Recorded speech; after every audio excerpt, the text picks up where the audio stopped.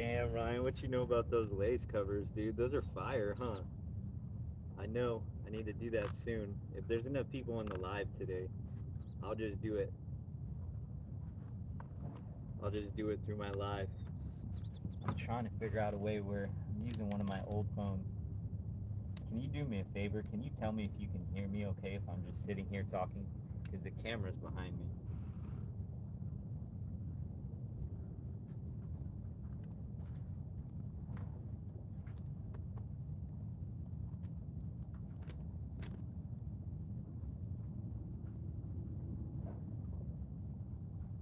Yo, what's up, T-Breeze? 415. Always fish on, my guy. Gonna be doing some lazy casting here from sitting down.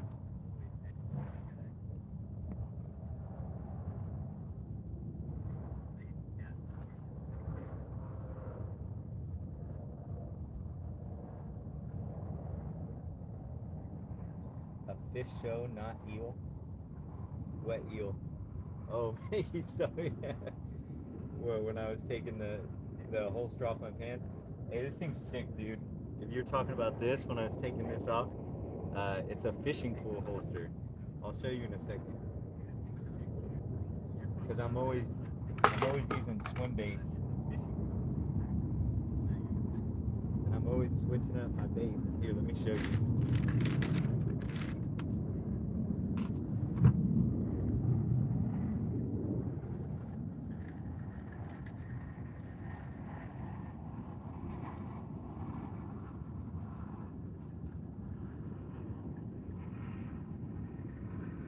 What did I do here?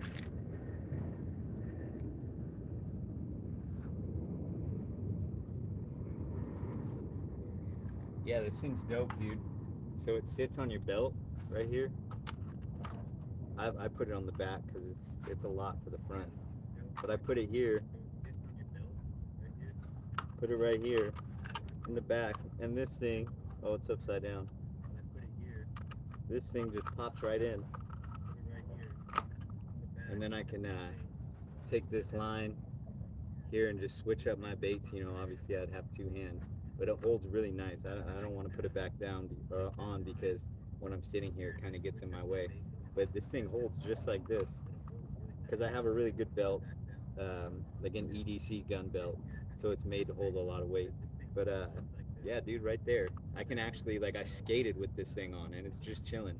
If I really wanted to, I could probably throw bait on a pole here, and then cast lures and just leave this bait pole just chilling on me, and hopefully don't get pulled in by a bat ray. You know what I'm saying? But yeah, I love this thing. It was like 30 bucks. It's a Pine 9 Jetty Hawk model. I got by an Instagram ad, but it was pretty sick, dude. Or it works really good for switching my baits around with that quick clamp, quick snap swivel thing.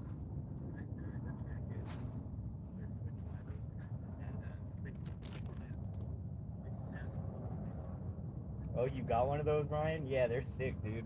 All of a sudden they started popping up on my IG, and I was like, fuck it.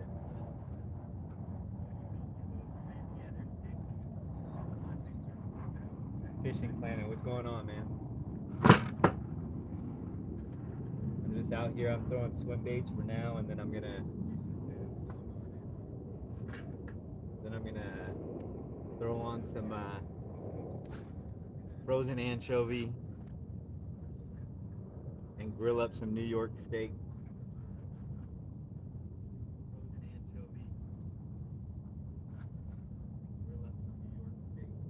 God bless Fishing Planet. Man, those catch and cooks out here in the bay, I think I would get more hate than I would clout from cooking this bay fish, man. I gotta get back out to the ocean for that.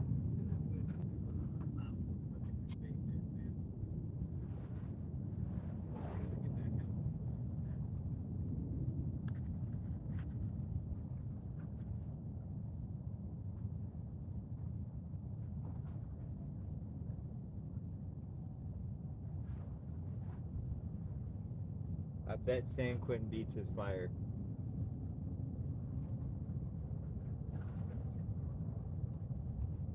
everywhere can be pretty fire if you're there at the right time. Right here, I'm just at this mouth of this slough here.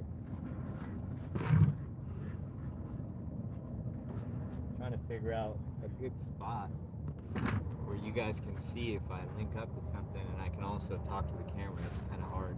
I have this camera on my head, I got another GoPro here, I got this camera. It's a lot of shit, dude.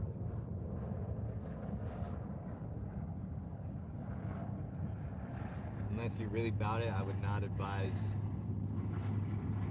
starting filming everything when you're fishing. Because I don't want to say it ruins the hobby for you, but it makes it a lot more work. And every time I go out, if I don't have a camera, I mean, I haven't done that in years now. If I don't have a camera, I feel naked. Like, what if I catch a PB? What if I catch a monster and it's not on camera? Everything's content. Kind of ruined it for me. Obviously, I still have fun. Making the content is fun as well. And the reward of being able to look back and relive the moments of catching fish and watch it in 4K, 5K, it's worth it.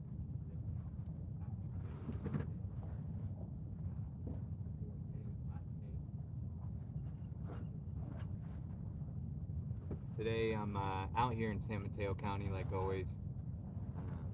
I'm at the mouth of a slough. It's low tide.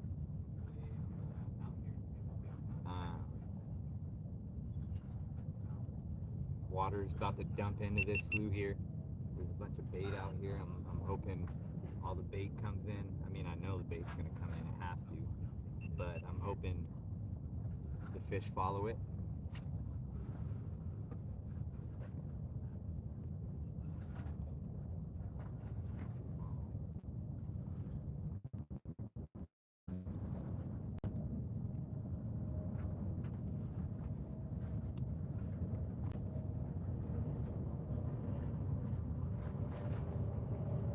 I try to surf every once in a while.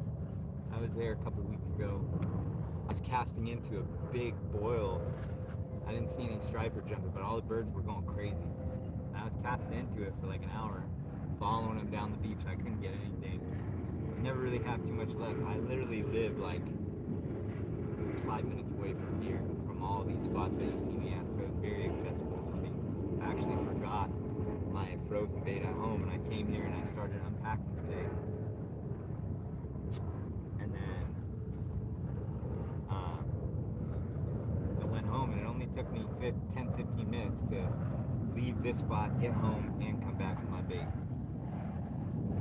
So that's mostly the reason why I don't do a lot of surf fishing. If I go out to the coast, I'm fishing for rockfish. I get out there on the rocks and the jetties and stuff, because more of a chance to catch fish. I really hate going all the way out that way to not catch anything.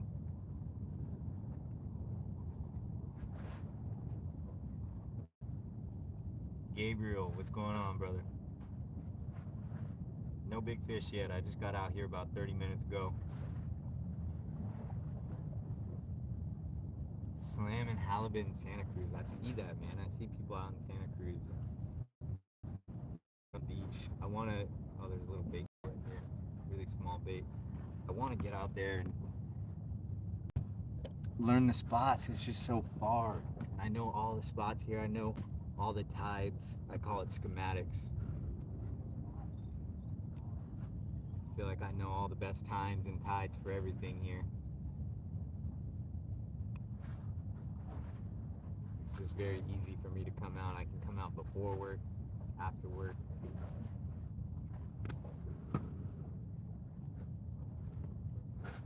Stream's looking a little grainy, huh?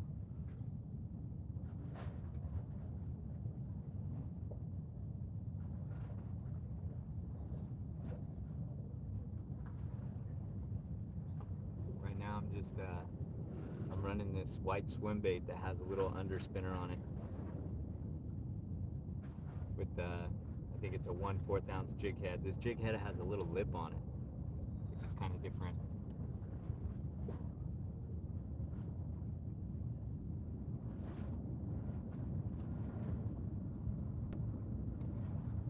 Gabriel, you're going to Half Moon Bay. Where are you going in Half Moon Bay? You just going to the jetty, or you going from the beach?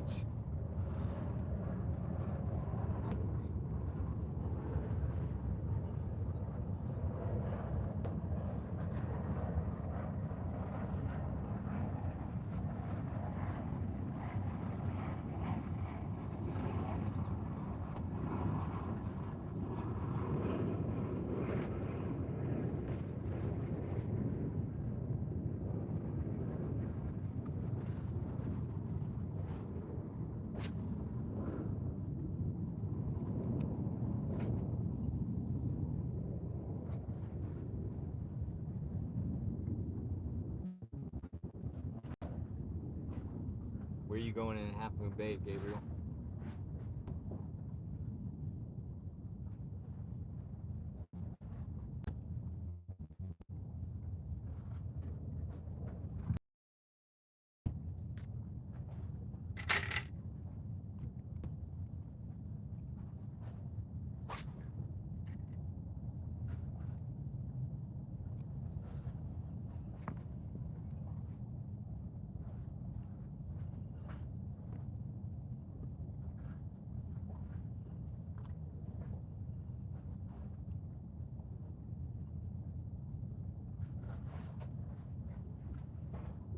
Going on? Got 42 people in here now. If you're new to the channel, I don't do lives too much, but go check out my page.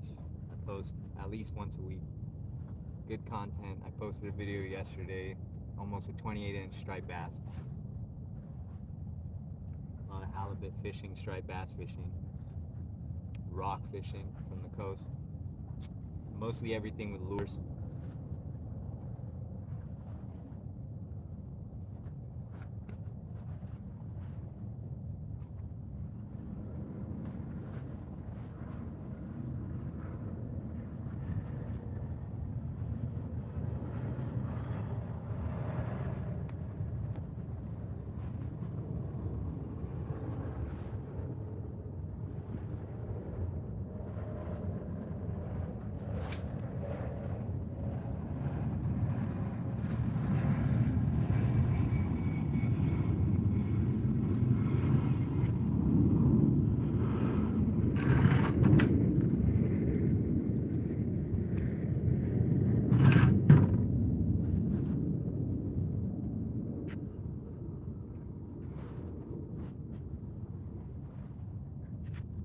Oh, I got one,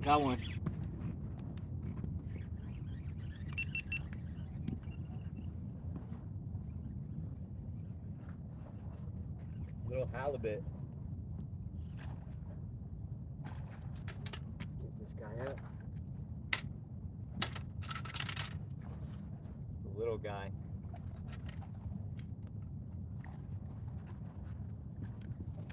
Ooh.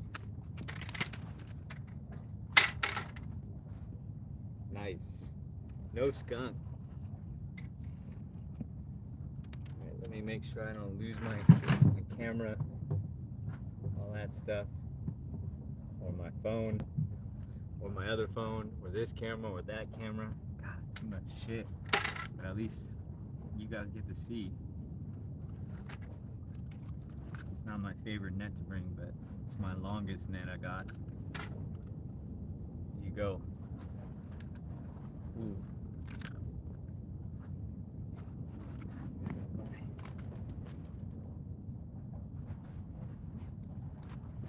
Fish clamps here.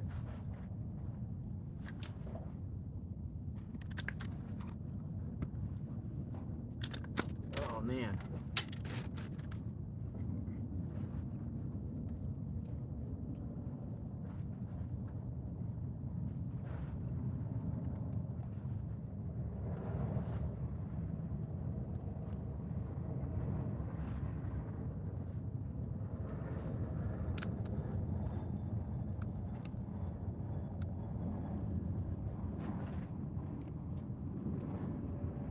Nice, dude. Check them out. Ooh, got a little halibut here, probably like, where's my measure? I'm not even gonna measure this one. I'll get my tape measure out. Next time so I'm ready, but this one here, it's about I don't know, 14 inches, real little, but we'll let him out. Glad I'm not skunked already. Been out here for only like 30, 40 minutes. Thank you, sir. Restart these cameras.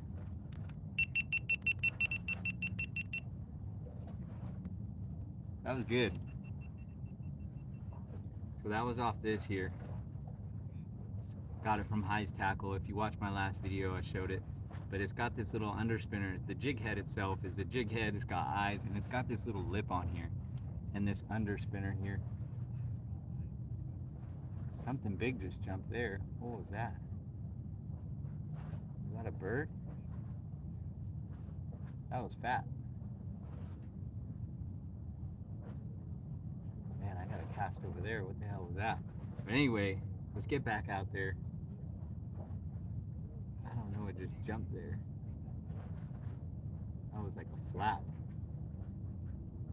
Wow. Alright, let's get back out.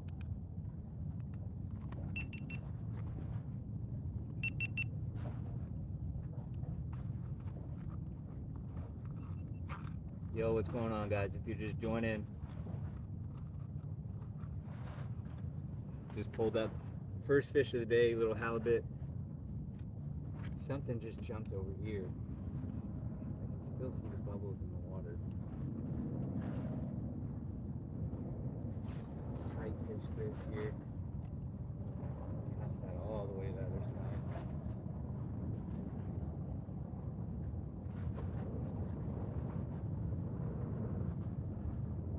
That's good. This spot is already producing.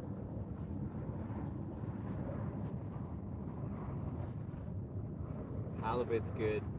I really want to see a striped bass, because if striped bass gets out here, good chance I'll nail a few of them at least, if not a bunch of them. I'm gonna cast over here where I heard this thing splashing around. I haven't seen a bird come up, so.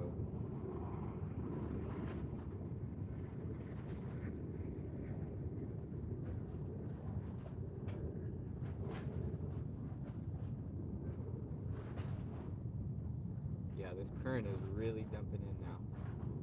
Pulling my bait right down this slough. Let's make sure both my cameras are good here.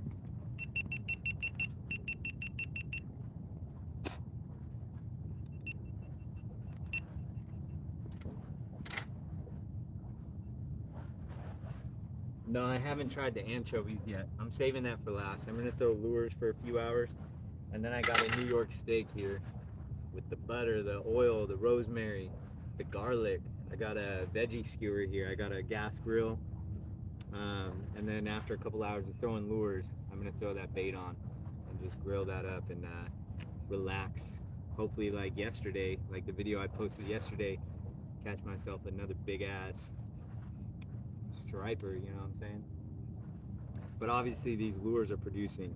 I'm a lure person. I just like to have bait just in case I get skunked.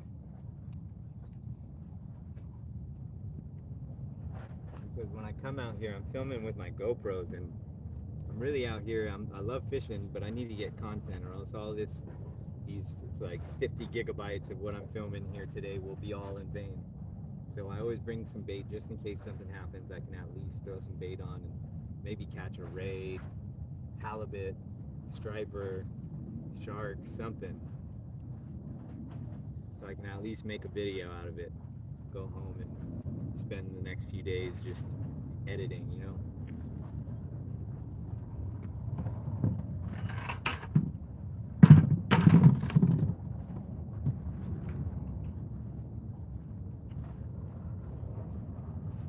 Throw the steak too, fuck it, yeah, right. Like a $20 steak.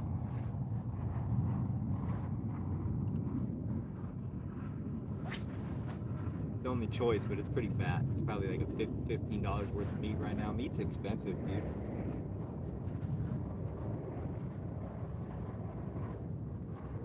If you're just joining the stream, we just linked up to a little halibut off the white swim bait. Hopefully we're gonna keep them coming. If you're new to the channel, check out my page. I post mostly long form content. I'm just out here bored trying to go live and kick it for a little bit.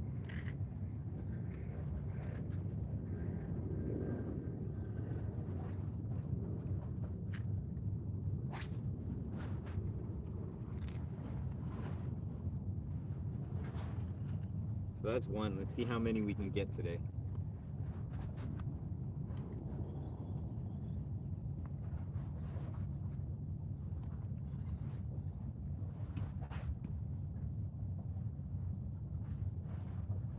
Big bait, big fish, dude. Catch that USDA choice halibut or what?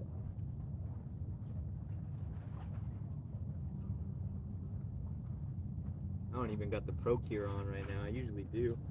Let's see if it's in my bag. Because if you follow my page, you know. Yeah, Daiwa BG. I'm gonna throw that on with the bait later. If you follow my page, you know I use the shit out of Procure. And I also don't know if it works or not, but it doesn't scare the fish away. Look at that. Procure Inshore Saltwater Super Gel. Let's hit that up. I usually use the butt juice, but I don't care. One of the things I like about it is not only does it make the scent, make it smell like something, it also turns my super white swim bait into something a little more brown when I put it all over it. It makes it not look so fake. Like just eating, where is this white fish coming from? There ain't no white fish out here. At least gives it a little color. But look at that, I lather that thing up, dude. Put that in split rings on the spinner. Put it on the jig head, I don't even care, bro. Where the hogs at, dude. That's what I'm talking about.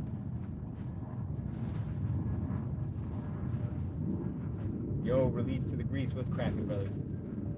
Yeah, but I don't know if I missed it, but any suggestions for Half Moon Bay? Oh, my bad, dude. I asked where you're going in Half Moon Bay. I mean, I just go to the jetties. Go if you want to fish from rocks at low tide. Go to Pescadero, dude. Just look on Google Maps.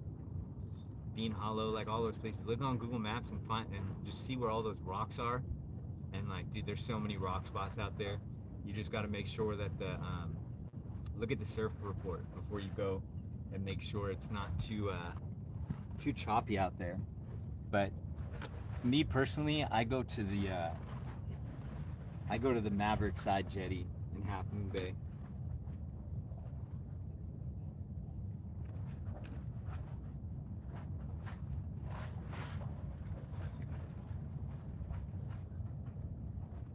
I just realized this swivel is kind of something weird with this thing.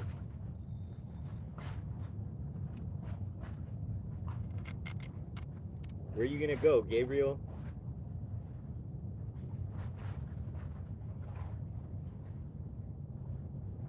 Answer my goddamn question. I'm just kidding. But where were you planning on going to Half Moon Bay? You just said you're going to Half Moon Bay. What was your plan? Did you have any plan, or you just gonna go to Half Moon Bay?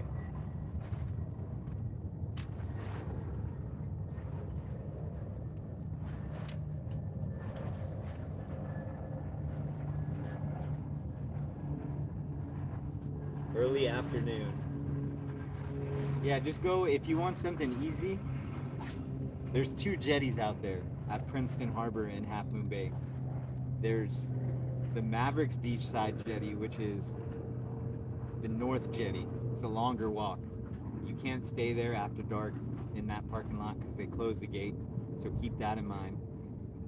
You got to be back at your car before sundown. Then there's the easier way where you just park next on like Highway 1 or like in the parking lot there, which is the South Jetty. That's connected to Highway 1. Next to the beach there where you see everybody surfing. If you want to just like get out of your car and walk out, and then when you're done fishing and tired and you can just easily get back to your car faster, I would just go North Jetty. Just go, no matter what you do, if you're throwing jigs, go all the way to the end. A lot of people make that mistake. They stay towards the front. there's some fish, there's like sand dabs and all kinds of other fish that you can catch out there. But um, if you go out to the very end, you have more chance of getting all those lingcods, rockfish. In my experience, you won't even get any lingcod or rockfish unless you go all the way to the very end and cast on the ocean side, not inside the harbor. But if you watch my videos, if you go back and look at my videos, all that's in my videos. I have like, in the last 2 months, I have like 3 or 4 videos from the south side jetty in Half Moon Bay that you can check out. And that'll show you everything you need to know, really.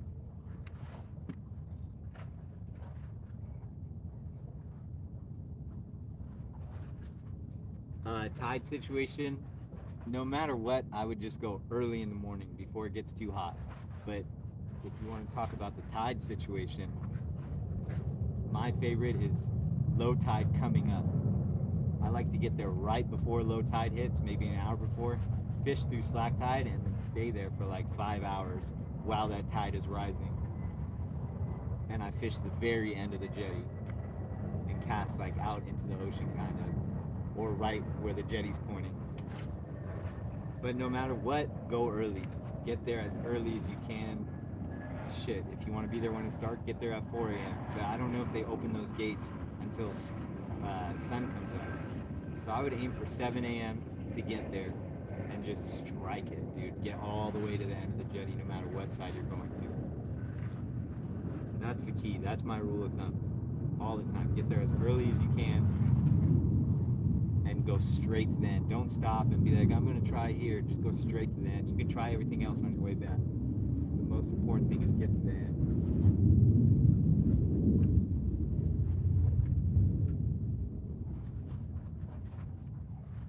By the harbor pier, yeah, there's fish inside. There's halibut inside the harbor. But just in terms of going and having a better chance of not getting skunked, I go all the way to the end of the jetty.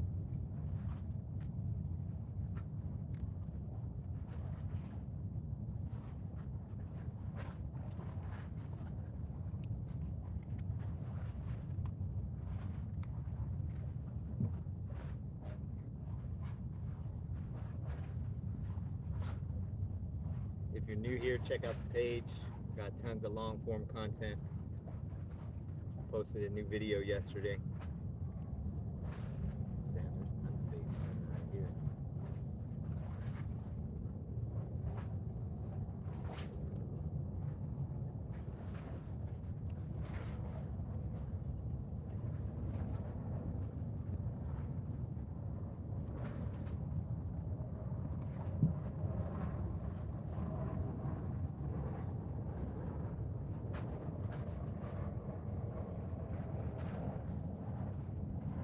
Yeah, I mean, out there you can use 2 poles, dude. In the ocean, I'm in the bay right now. I'm only allowed to use 1 pole unless I'm on a jetty or a fishing pier. So I'm only using 1 pole now because legally that's all I can use. But the rule is, in the ocean you can use 2 poles no matter what. And on a jetty you can use 2 poles, but there's a little regulation. Once you get a rockfish on board, which is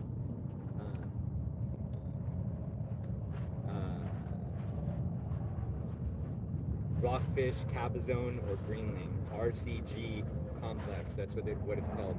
Once you get any of those, a rockfish, a cabezone, or a greenling in your possession, you can no longer use 2 poles. You have to stay to 1 pole. Those are the laws out in San Francisco management area here in California. So you can throw bait out there and throw jigs, but once you get a rockfish, cabezone, or greenling and you keep it, then you can only downsize. Then you gotta fish with only 1 pole. I mean, you can do whatever you want. I don't see people out there a lot. You know, I obey all the rules and stuff, but everybody, you know, people are always using 2 poles. I showed up here today and this guy was using 2 poles across the way.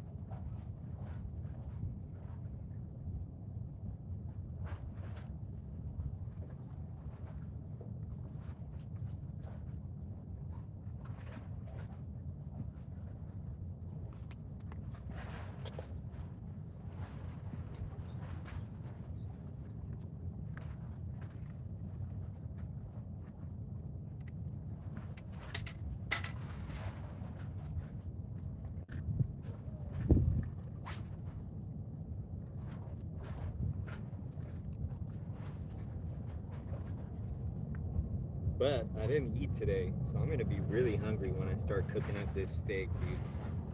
Call it intermittent fasting. I went out with the lady last night. We went to Celia's, got me some chicken fajitas and a 25-ounce Lagunitas. So skip a little breakfast today and I'll work for it.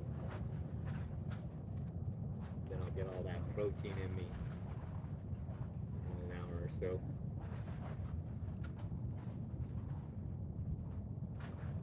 I'm not by the airport. Is like right there. I can see the airport, but I'm close by. I'm in San Mateo County.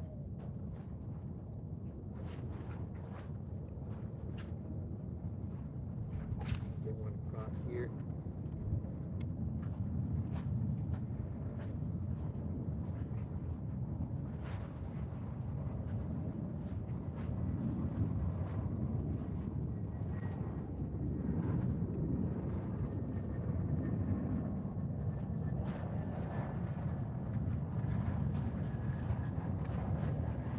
Was smack, bro. Not gonna lie, I'm jonesing for a 25-ounce Lagunitas right now.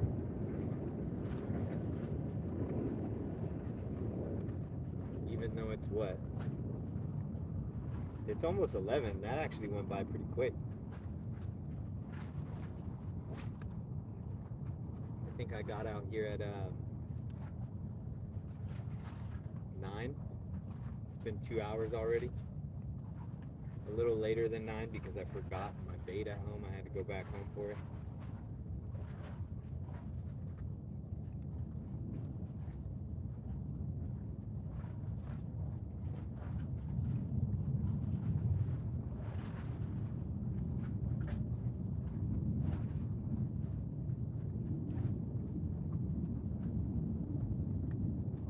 Man, the back of this slough though, pretty good. People like to fish the back of this more than the front.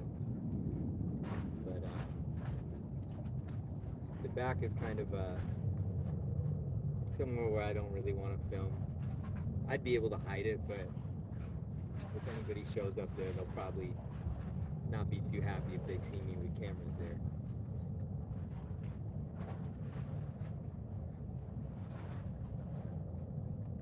And it's like a 1-2 person spot.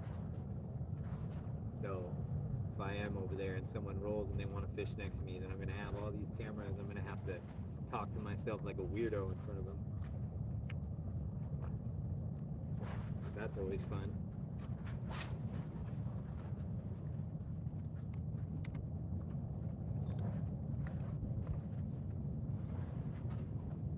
Sierra Hazy IPA? Nah.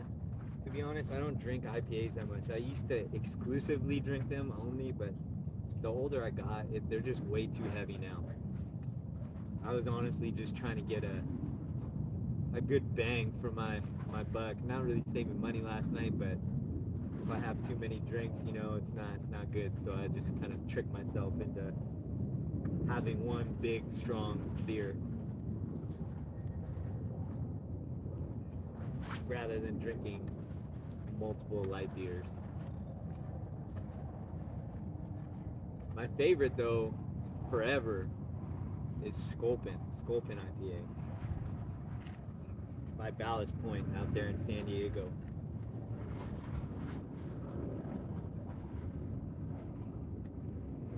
Yeah, Michelob Ultra, dude, it's like a seltzer. Those bubbles, it's just nice and crisp. Nowadays I switched over to I like Pilsners a lot because they're really crisp.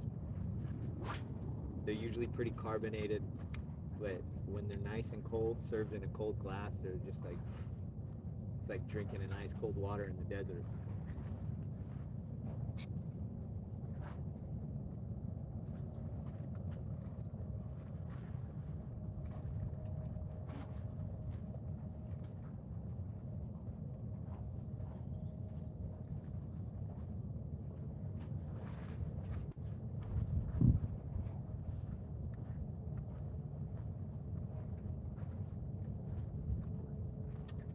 Here, dude, I don't need to be with you, bro. You just gotta be there when the fish are there, honestly. If you, all of my videos, my long form content videos on my page, they're not just videos of me fishing. I teach you how to do exactly what to do. The spots really don't matter. You just got to go to the spots where the fish frequent. That's it. As long as you see people fishing there with lures, you're in a spot where there's going to be fish. You just have to be there when the fish are there. Throw on a white swim bait, you can't go wrong. You just have to be throwing that swim bait or that jerk bait, that any lure, have bait out, whatever. You just got to have that out there when they're there. That's it. You see me right now, I'm not doing anything, bro. I'm talking to you guys and just throwing this shit, not even thinking about it. And I just caught a halibut. You just got to be there. That's it. You just got to do it. Wake up, fish. I fish a lot, dude.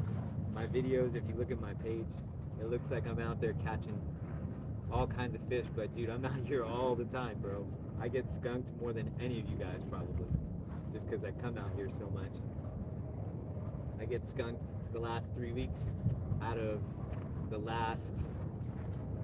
in the last 3 weeks, I probably went out fishing probably like 9 or 10 times, and I probably got skunked like seven times out of those 9 or 10 times.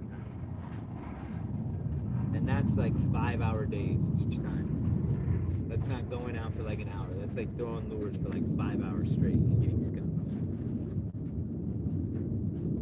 It's normal. You just got to be there when they're there. I'm just lucky enough, I always say this, that I live very close to the water. I grew up here. I know all these spots. I grew up fishing these spots. I know where the striped bass frequent. But just go around. If you see people throwing lures there, they're catching fish there.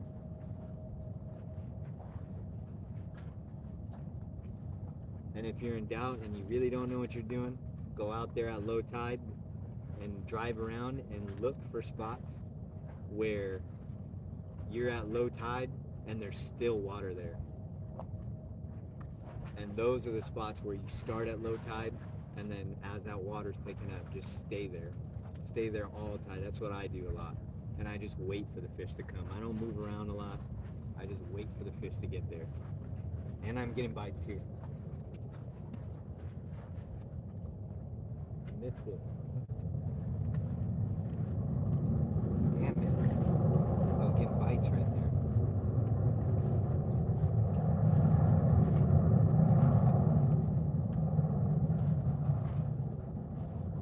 I could have set that. Oh.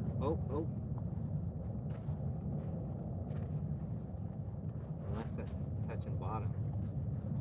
I don't know, guys. But see, that's what I'm talking about. You just gotta do it. Just gotta keep casting. And that's why I like going live. I don't do much, but when I'm going live, it gives me something to do. It gives me some people to talk to. I'm still recording, still trying to get content so I can take it home and edit later. What brand line? I use, I think I have it right here. Right here, look, check it out. On here right now, I got Power Pro 15-pound test. This is like 300 yards. The color is mossy green.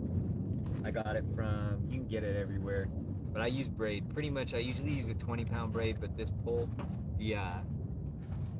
the guides on the end are really thin. So yesterday or 2 days ago, I switched it to a 15-pound braid.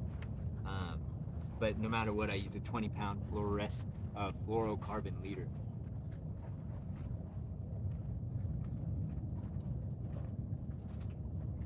All my rods that I use, or my reels that I use for throwing baits, are all 3000s.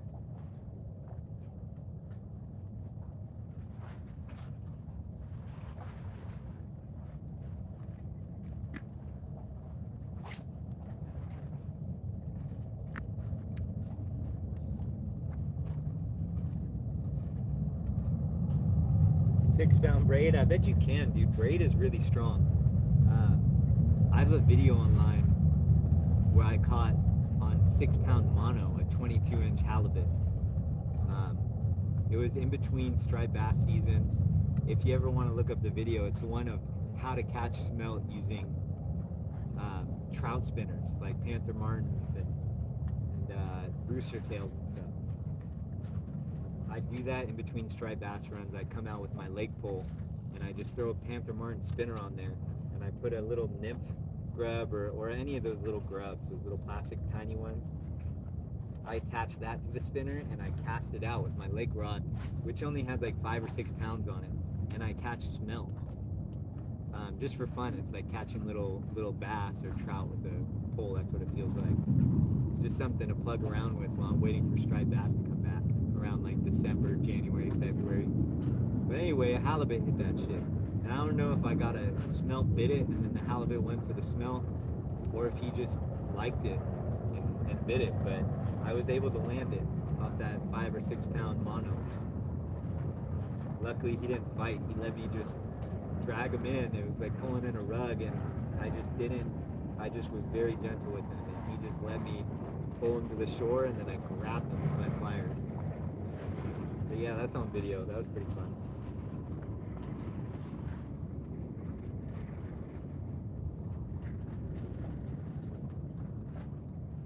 Yeah, fishing smelt with spoons is pretty fun, dude.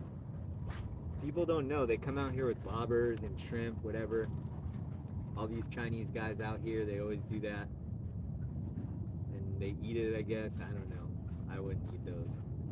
But people don't know you can catch them with spinners, and it's really fun.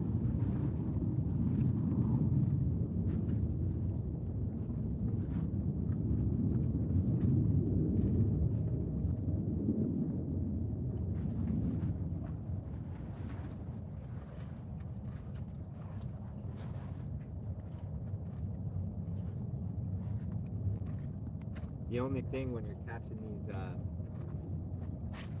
the smelt with the spinners, you have to like run your drag really loose and be really gentle with them, because their rips lip very easily when you catch them on those little baby trebles off the lures.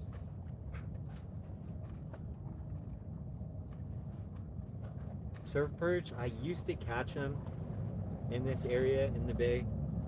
That was my favorite bait. I used to throw off this bridge here with my casting net. There's 2 guys doing it right now. But you can catch tons of smelt, but I used to catch, they call them shiners. They're little surf perch. And that was my favorite bait for striped bass. My favorite live bait. You know, smelt's good. Anchovy runs through here, you get those too. But then you would always gradually, like sometimes get the shiners. And those were hitters, bro. Those are the ones that the striped bass would always bite. And I think that's why the rattle trap does so good out here, because it's shaped like one of those. It's the same size as one of those. It shines like one of those. And I'm kind of jealous. These guys are over here throwing their casting nets off the bridge, and I'm over here with my frozen anchovy in the bag. I want some live bait or whatever. I caught that 28-inch 2 days ago off of frozen anchovy, and I cut it in half even.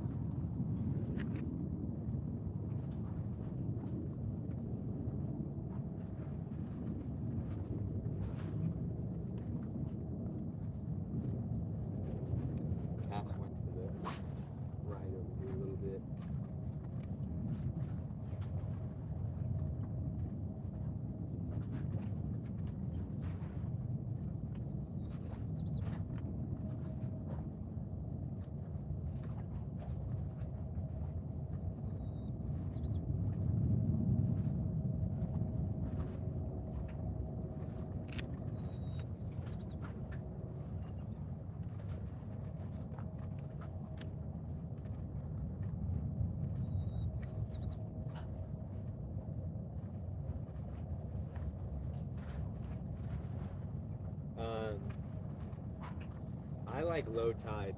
I mean, there's different spots though. Different spots for different tides. I like starting out low tide, but you have to know a spot where there's still fish there at low tide. That's the thing. Because a lot of places where I'm at here, at low tide, it's just mud. And you can't fish it until maybe 4 feet going up. So a lot of times I'll start somewhere at one of my low tide spots, and then once that gets too high, I don't like to stay there anymore. I'll switch to another spot that's just starting to get water in. And basically, I chase where the schools are getting pushed into and where the bait is. You just want to follow where the bait is conjugated, really. Like right now I'm fishing this slough and all the bait have no choice but to get pushed into this slough, dude.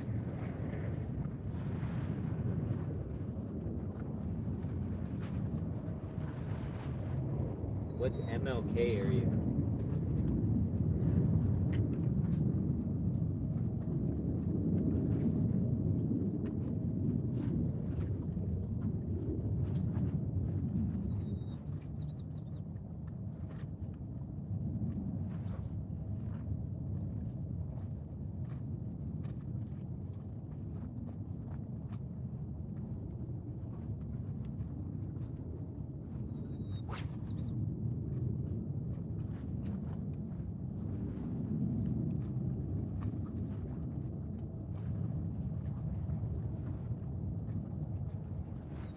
Oh, in the East Bay. I don't know anything about East Bay, dude.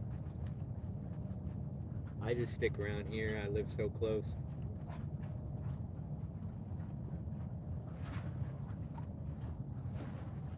I have never gotten my line wet in the East Bay, now that I really think about it. The most I do on that side is I go to Stanislaus National Forest once or twice a year to go camping, and I go fish the lakes, Pinecrest, Beardsley, that area. But I just do around here, and I do Half Moon Bay, Pescadero. I want to start going up north, like Tamales Bay area. There's a campground up there right on the beach that I want to go camping at. Wake up super early one of these times when it's like low tide at like 7 a.m. and camp out there the night before. Take some PTO from work. Where did you purchase your fishing pole? I got from actually Big Five. Every once in a while, Big Five never has shit, if you haven't noticed. I hate going there. But there's one close by, and during the year, during certain times of the year, I think it's maybe when it's slow fishing or something, they get like bulk orders or something, and they have all kinds of poles without reels, or even with reels, shitty reels, but they're cheap. I think I got, this is like a $60, $70 pole. Actually, this is the scimitar, but let's talk about my main pole. Is over there. I'm using this one because I'm going to set my main pole up with a high-low rig later. But my main favorite pole that I'm usually using is an 8-foot, 6-inch Okuma Connoisseur. It's medium heavy action, and it's a $60, $70 pole if you buy it brand new or from the website. But I think I got it for like $30, $40 from Big Five without a reel on it. So I got hooked up with that. Every once in a while, whenever I'm like going to Big Five, I look at their poles. Sometimes they have random shit, or like a good pole, but with a rod reel combo, and it'll be a good rod with a shitty stock reel, and I just buy it and I throw the reel in my storage unit and put a better one on there. But I think I got this one for Big Five for cheap. But you can get them on Amazon. I think they're like $60, $70 on Amazon. If you're going to be fishing the same areas as me, I would suggest the 8-foot, 6-inch, medium to heavy action. They have different variances.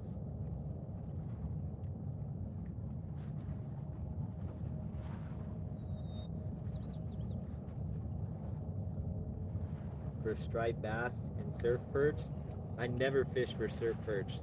I catch perch when they bite my lure on the jetty, and that's about it. I never go out with sabikis or high-lows on the beach. So surf perch, don't ask me about that. I don't target them. Never fish on the beach. Striped bass, everybody, when they're around on the coast, everybody likes Pacifica. Look up on YouTube. Pacifica striped bass fishing. You'll have like every 5 feet an angler just out there in waders. I never go out there, like I said earlier, but I think Pacifica is the way to go. And I think there's some spots in San Francisco too. But anything that's closer to the Golden Gate Bridge, Pacifica is like right around the corner from the bridge, because they come out, you know, right around there.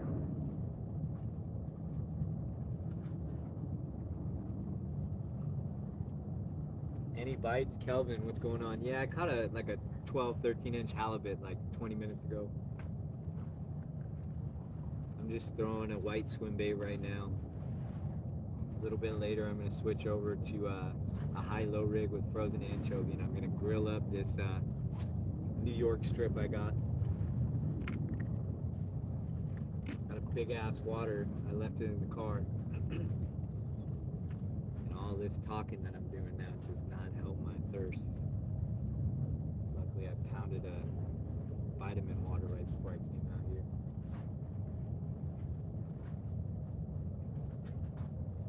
Honestly think I'm gonna leave all my shit here for a second and just skate hella quick.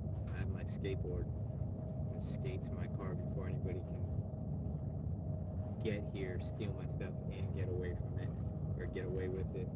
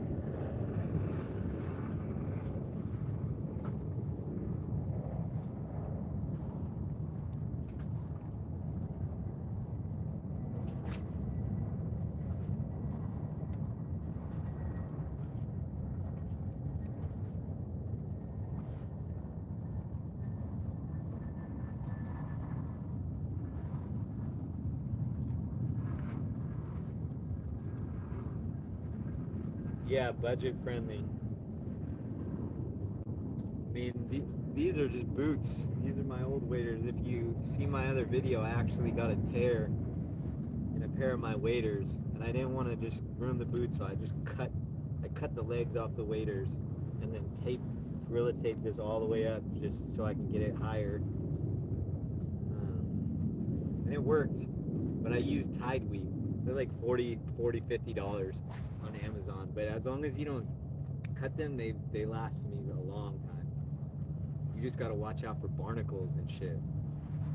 Like, it's not that strong material. If you rub up against a sharp barnacle, that thing will just slice you. And then it's Rhapsody. I mean, it comes with patches, but I never mess with the patches. I just toss them and get a new one. But the first pair I had lasted me like 2.5 years, and then those ripped. I turned them into these boots, and I bought some new ones, and then somehow I ripped them, I think off a barnacle that I didn't realize, like on the first trip that I got those new ones, and then I just returned them. At the time, I didn't see any tears in them, and I thought they were just faulty. They could have been torn already, honestly, but I returned them to Amazon, and they just sent me a new pair before I even sent the ripped ones back in.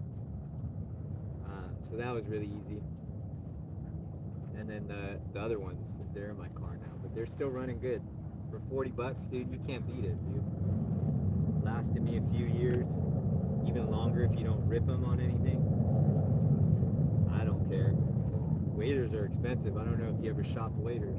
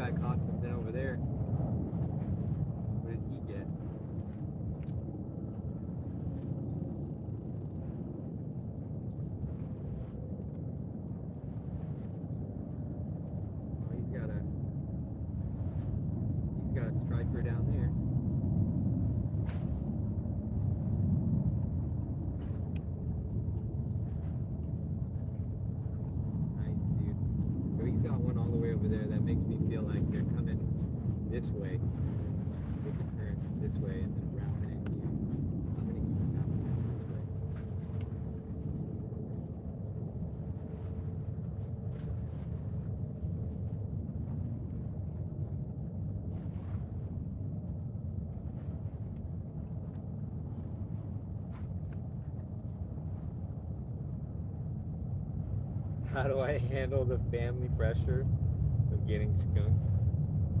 I don't know. I don't even keep these things anymore. I mean, I give them to people, but I don't ever really eat them. For the last like 5 years, I used to eat them like every time, like once a month I would eat them. But for the last like 5 years, striped bass, I've only eaten them like twice a year maybe. I'm not scared of eating them out of the bay. For me, I just think it's mercury.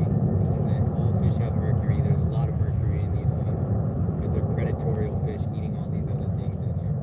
But you just don't eat a lot of it. If you're a pregnant woman, don't eat it.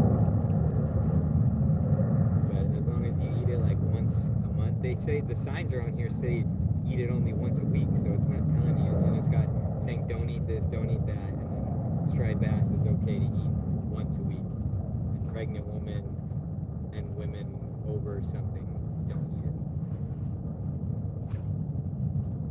But you know, there's hella people, dude, that have been eating this shit their whole lives. There's a bunch of Chinese dudes out here.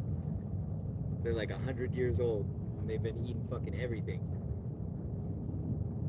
But now people are worried about like forever chemicals and all this kind of stuff, which I don't know about. I believe that, you know, every generation a new thing comes. There's, you know, microplastics before there's what is that shit? Asbestos. Every 10 years there's some new discovery that's like causing cancer. So who knows? I just, every once in a while I'll eat it. Halibut, I always take. I don't care what you say.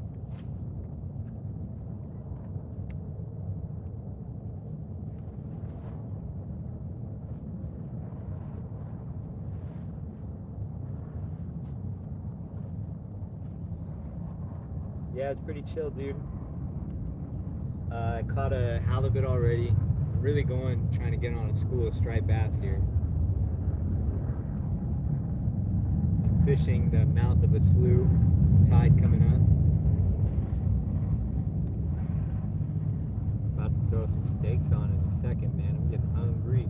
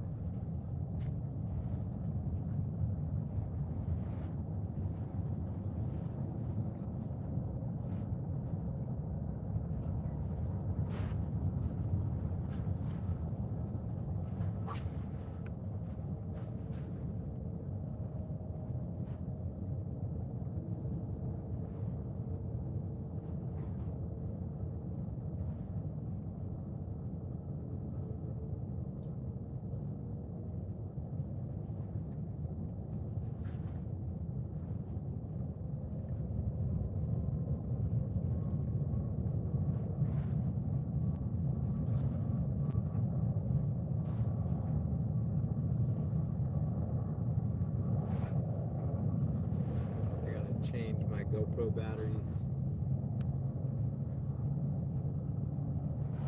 Go ahead and do that. I think I might start rigging up my other pole so I can cook these steaks up and maybe throw this anchovy on for a little bit. Got 53 people in here. What state, please? I'm in California, dude. I'm in the San Francisco Bay Area. What state are you in?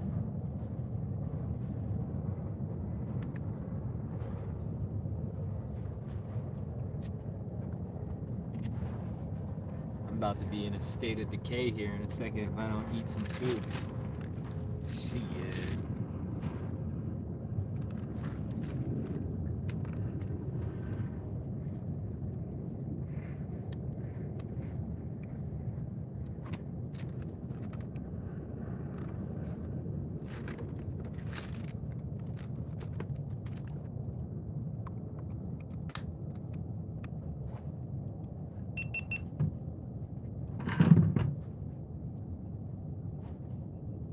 Yeah, these spots are open for night fishing.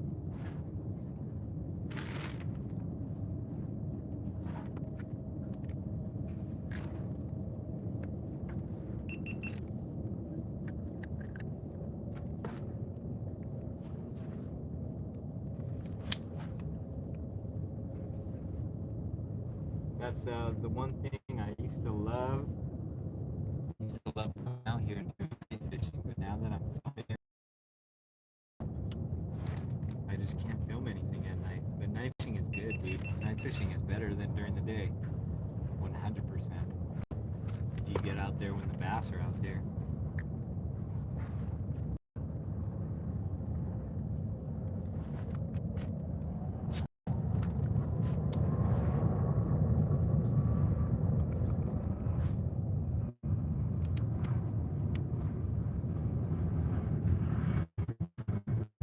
There's pikes out here.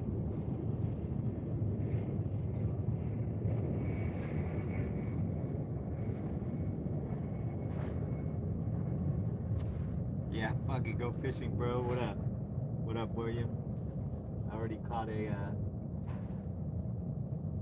a halibut, a little one.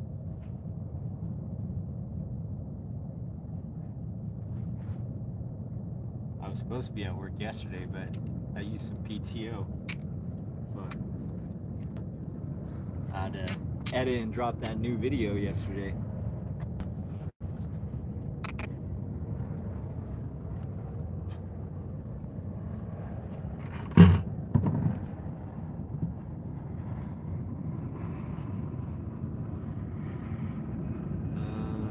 I'm gonna go grab this other pole. What's this battery got right here?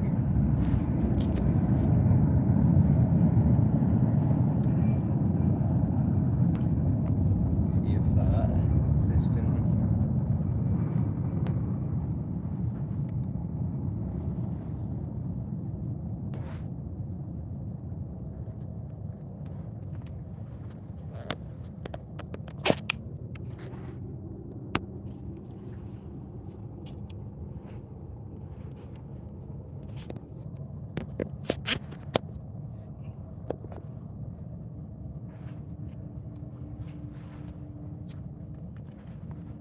Figure out a charging situation for all this stuff here. This here. Let's plug that in. That should be charging now. This here. That's charging now.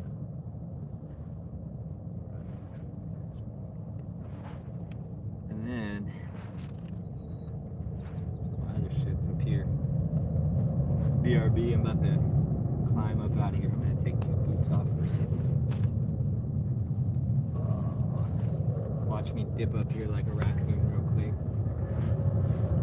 Fucking striped bass ninja.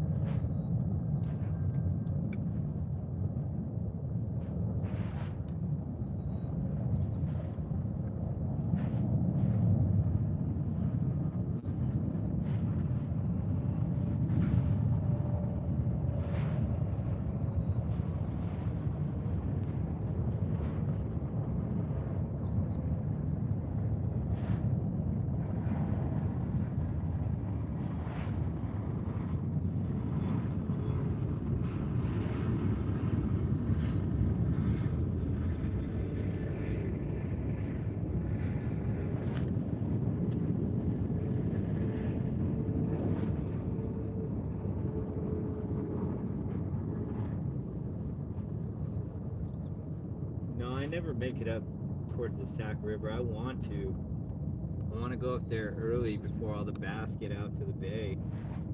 It'll give me something to do. I heard the Feather River is really good. Rodrigo, what's going on? You got those tide weed waders? They're good, dude. Just be careful. Don't scratch on a barnacle. You'll get fucked.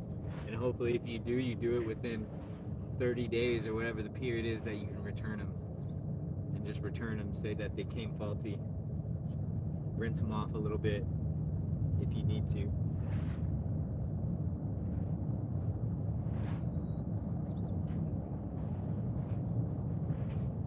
Hiding behind a tree, Tuck.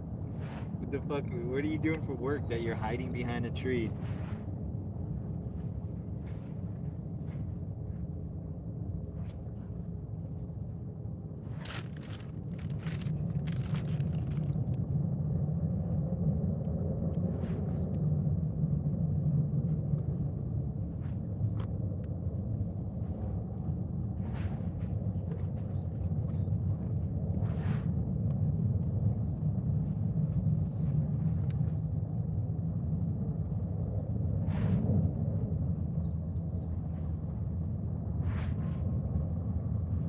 Yeah, dude, where'd you buy them? Did you get them off Amazon?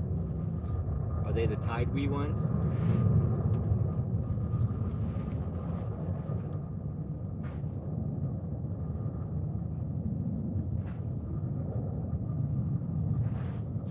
Nice, dude. I'm about to go mask behind the landscape and take a fucking piss.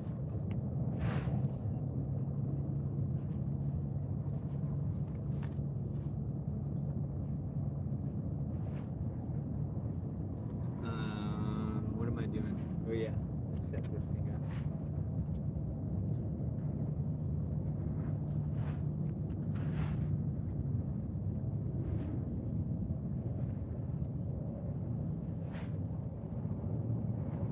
What's up, Boyan? What's up, Boyan? What's up, boy?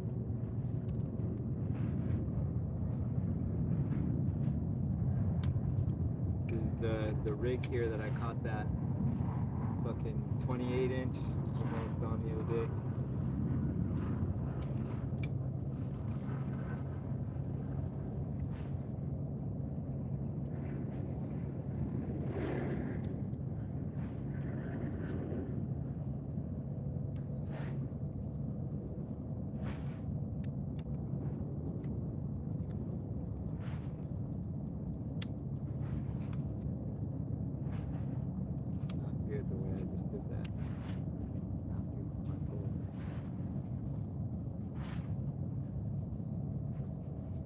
Thinking I should probably retie all this stuff.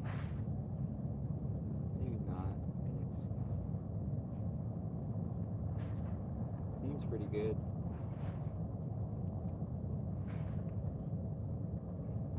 Seems good. See this here.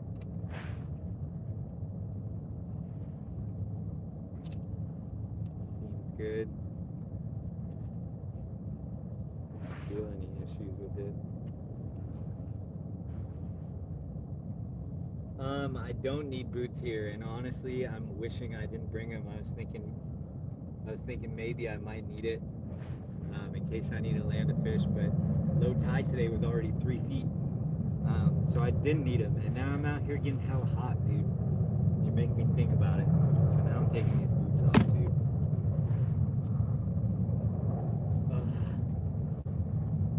Yeah, I should have just kept my regular shoes on. I left them in the car. But you're right, I do not need boots here. My Gorilla Tape boots, dude. Out here looking like a homeless person.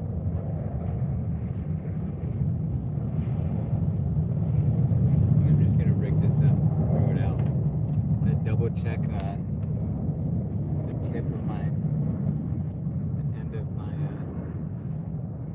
know what, maybe I'll retie this, just in case.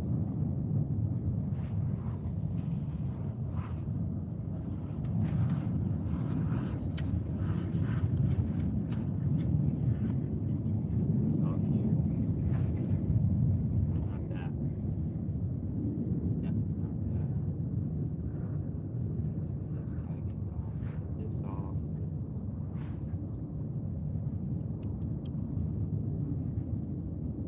Let's get some more of this line out.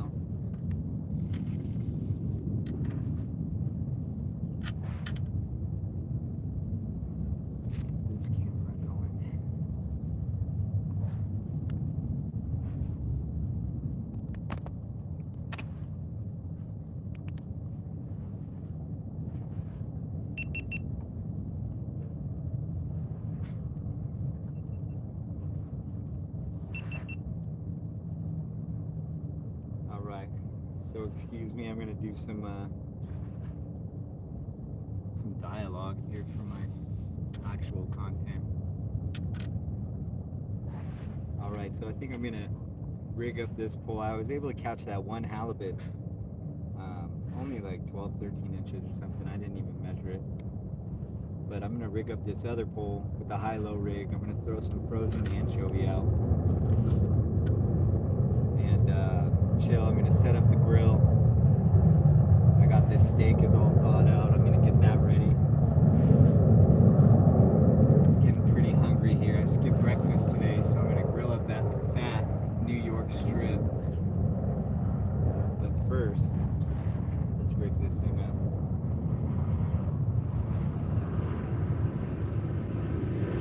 It's a homemade high-low rig with 20-pound test.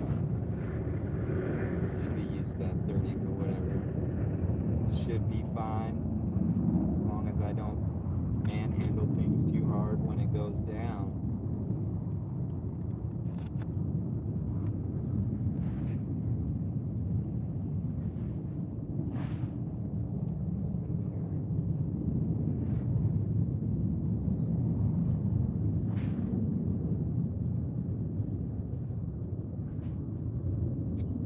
I was gonna re-spool this, but I'm too lazy.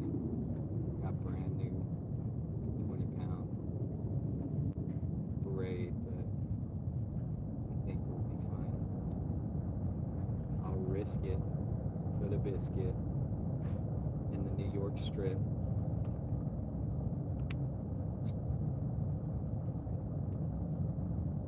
Really wish I had that water, man, in my car. At least it's not too hot yet.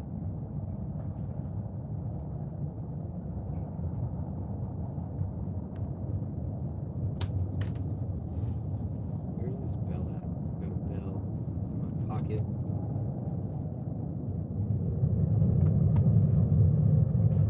Where's that bell? That bell's up here.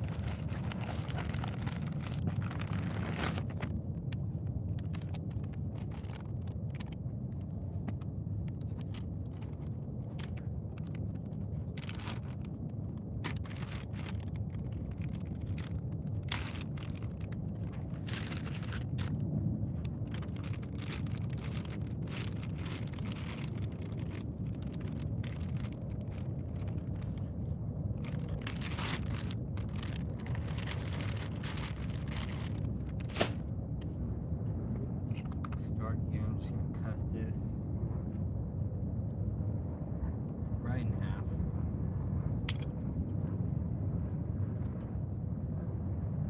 Go ahead and rig up. Put the head on top. Straight here, right through the nose. It's nice and frozen. Shouldn't have to use any magic string for that. This one,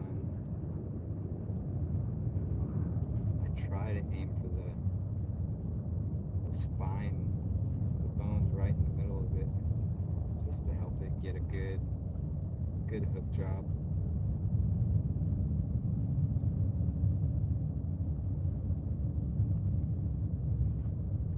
And that feels like it's going right through the bone, so that's good. Always want to make sure when these little scales are on the tip, you want to take those off because that can potentially stop your set, your initial hook set. I'm just gonna lob this one out here.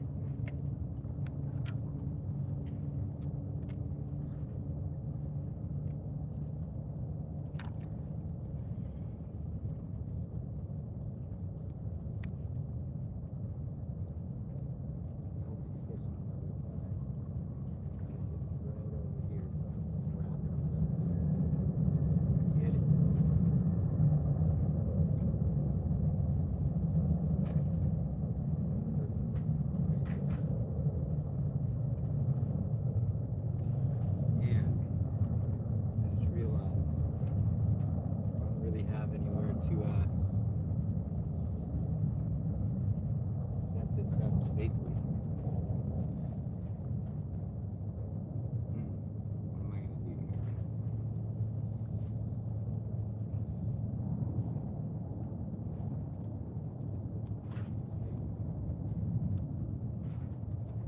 Should have brought a pole over.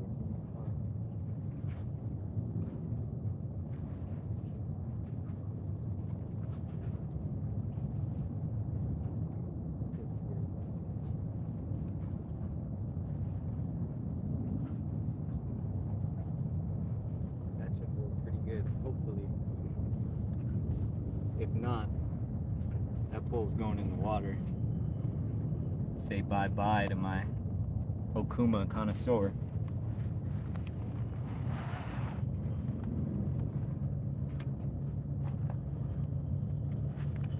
Let's get all this stuff moved over here.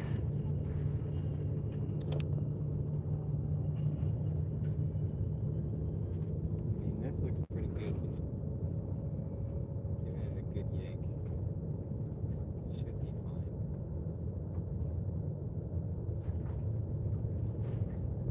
Set that drag a little bit loose.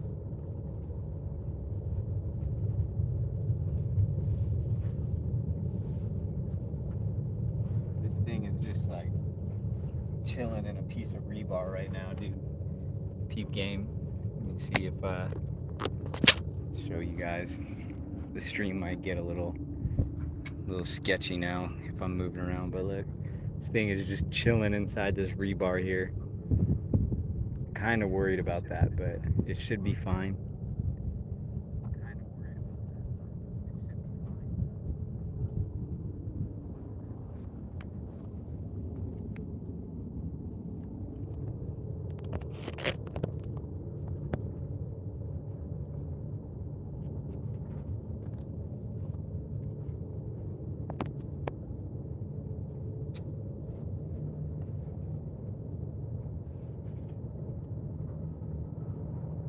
Would I jump in for the rod? No, I don't think I would jump in for the rod. It's alright. I think I can afford $60 for a new rod. I mean the reel. That's actually like probably like, the reel's not too bad. It's a budget reel, but it's my favorite reel. The reel's probably like $70. The rod's probably like $60. It's like $130, $140. All the gear on there, maybe $150. But I think I'd be able to fish it out. I think I'm skillful enough with my other pole and a jig and all that line that would be out there on here. I think I'd be able to fish it out. If not, grab it with my net really quick before it goes too deep. But I am gonna hook up a bell to it, so it's not gonna be something I'm gonna be ignoring fully.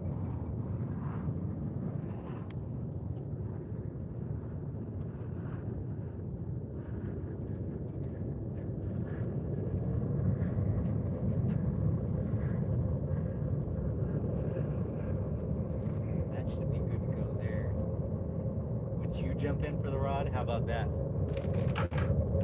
What would you do?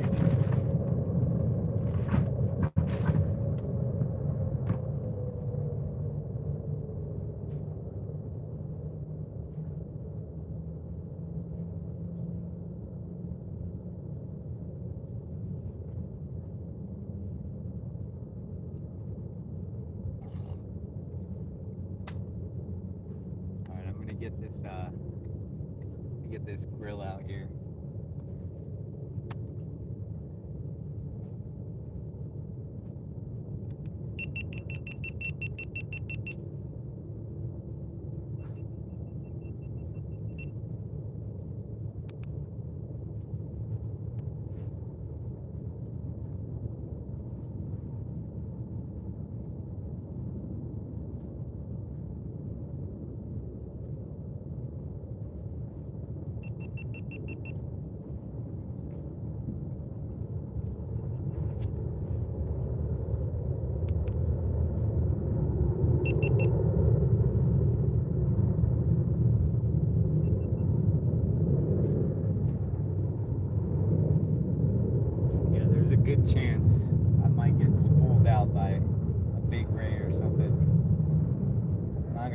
this like worries me a little bit. This whole little rebar situation.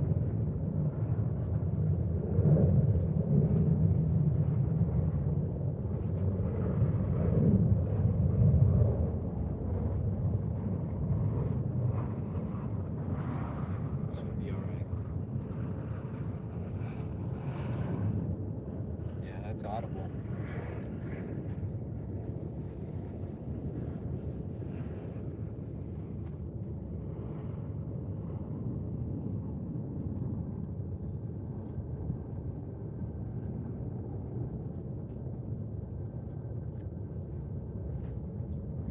Grab that steak from up here.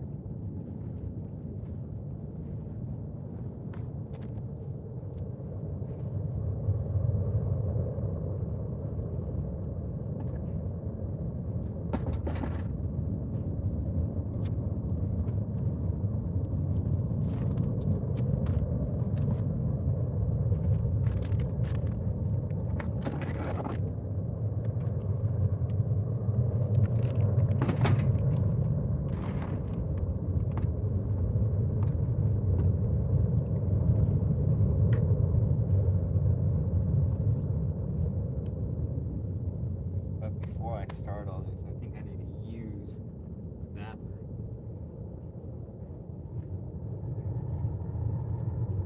Damn, baby, you be jumping in there for that rod or what? Okay, I'm gonna be right back. Watch my pole for me. Hopefully, nothing happens while I'm right over here.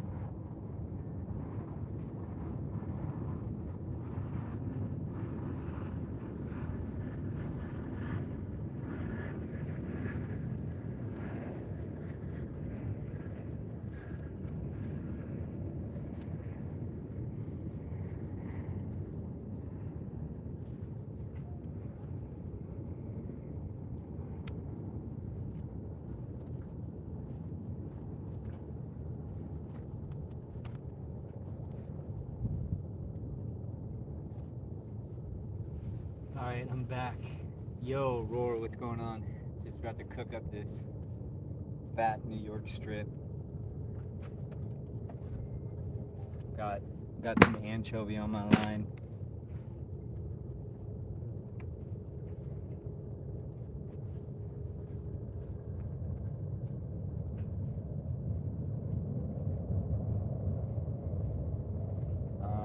Where's all my stuff? Let's see.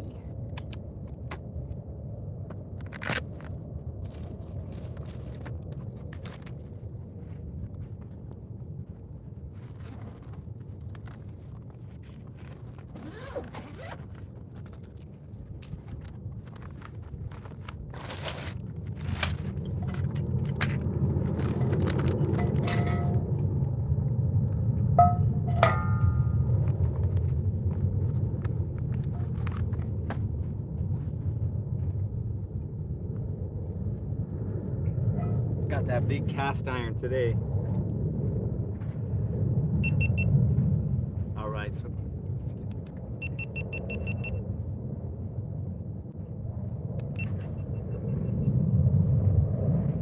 All right, so I got the anchovy on the line there. Got the cast iron here. I'm about to throw down on some New York strip.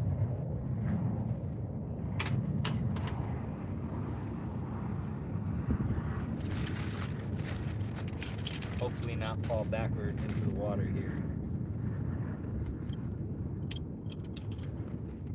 Gotta cook this before the water gets too high. It's already raising pretty good here. I'm not gonna be able to be on this platform for too long. Let's see, what am I gonna do first? Where's that? with the oil, butter, garlic, rosemary. Mmm.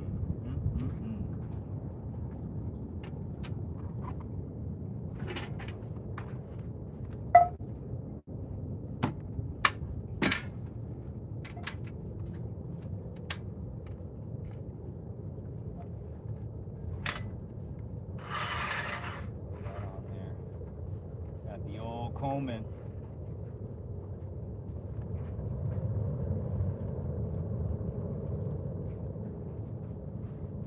That going there.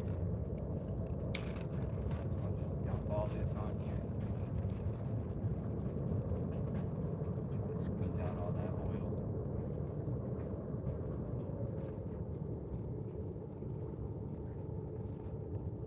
Now we're on a time crunch because this water here moving. Got like 2 feet to go.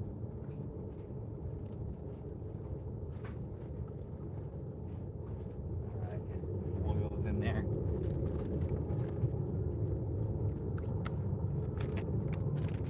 I got the steak here.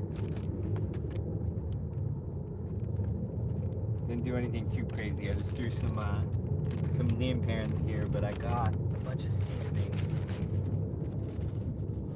There's already actual garlic and rosemary in this olive oil butter mix.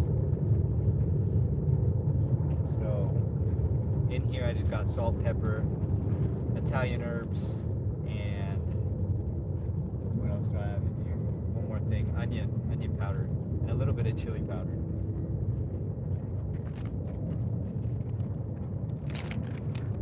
And I really want to cake this thing, but there's a bunch of liquid in this bag. Maybe I'll use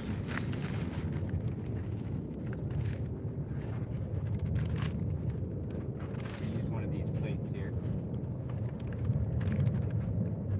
Man, this looks good already. Yeah.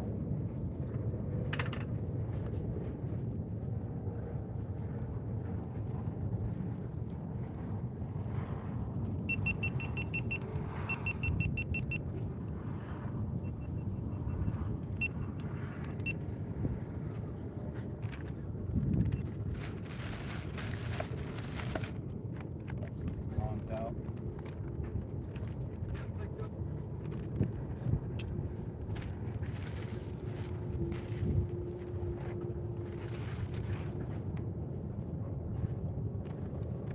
And I'm gonna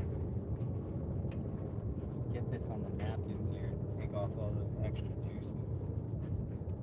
Man, this thing looks delicious, dude.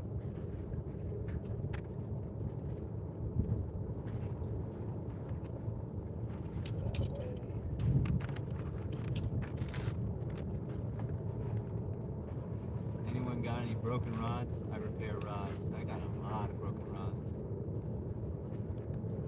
Yo, what's going on, Dwight? Roar Fish On, what's going on? Edward Flippy, what's up, dude? About to grill up this strip here, dude. Look at that.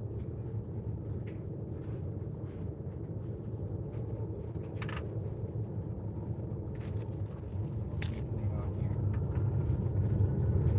Oh, dude, I forgot a spoon, bro, so I can baste the steak, man. That's like, I guess I can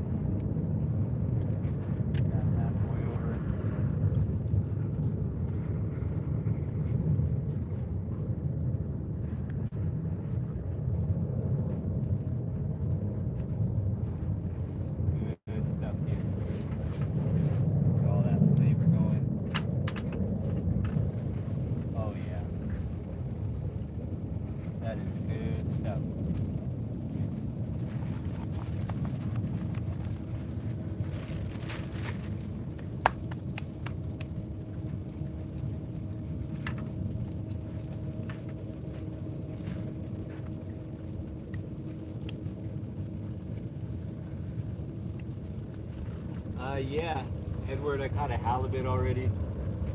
A small one off the swim bait. I was throwing lures, now I just threw on my,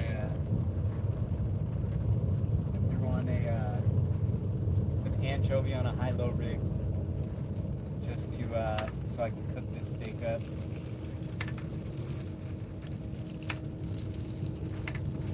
Man, that's looking good.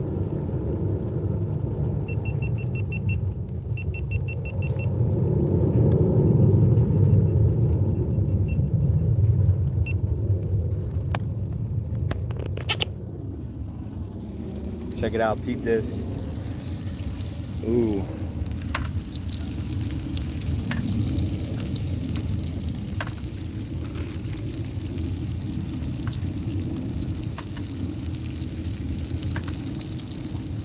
I'm gonna flip this bad boy over.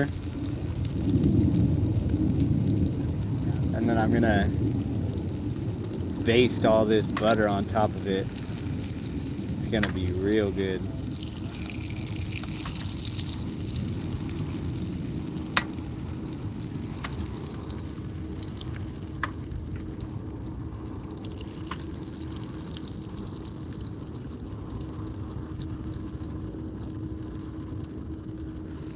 Alright, I need to get this pole down before, or this camera down before a fish hits and I'm fucked.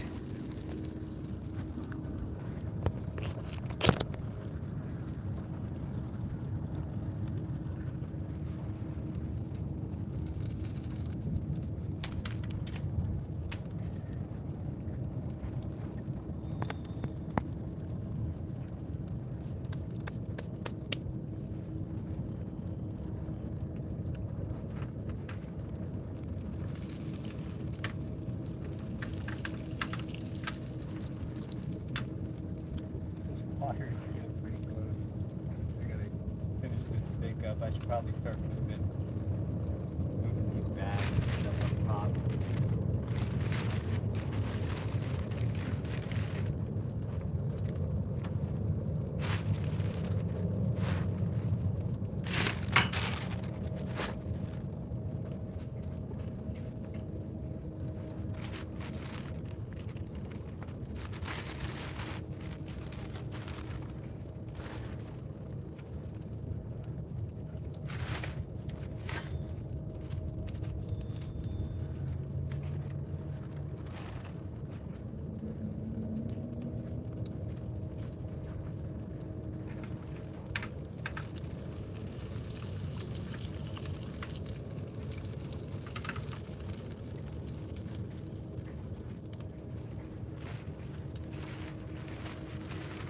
Veggies too on the skewer.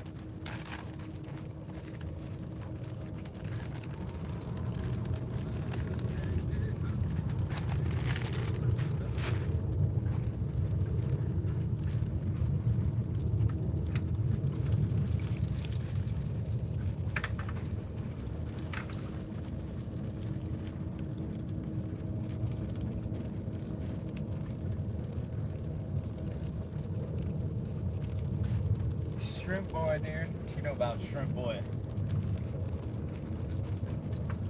I'm cooking this for the fish, bro. I'm about to throw this on whole.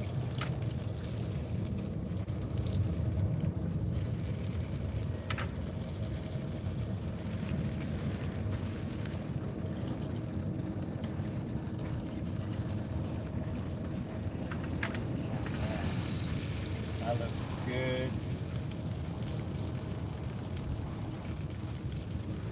Get this flip here. Oh yeah, look at that.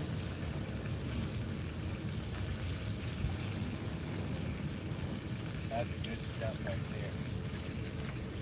Let's go ahead and throw all this in here.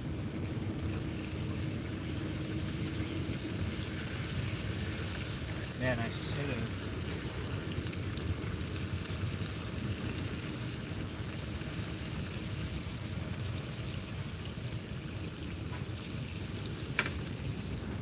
Before I do those vegetables, I should have found some butter on top.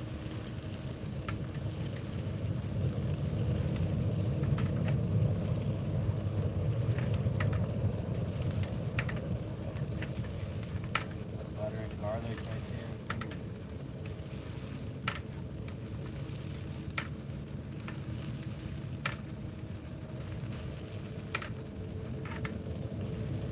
Look at that.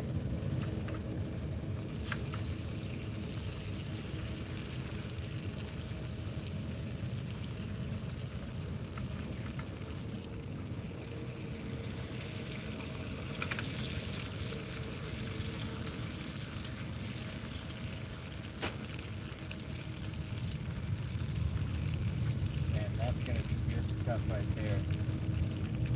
You guys can only see.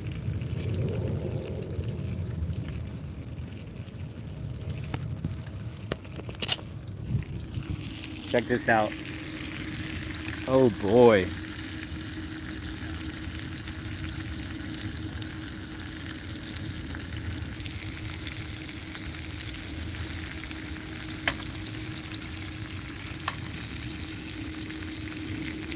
All the butter's in there, dude. I had a whole bag of olive oil, butter, crushed garlic, rosemary. I had that all in a Ziploc bag. It's the first thing I put in the pan. This is gonna be good. This is gourmet stuff, dude. Restaurant, you'd pay just for a simple meal like this, you'd pay $50, $60.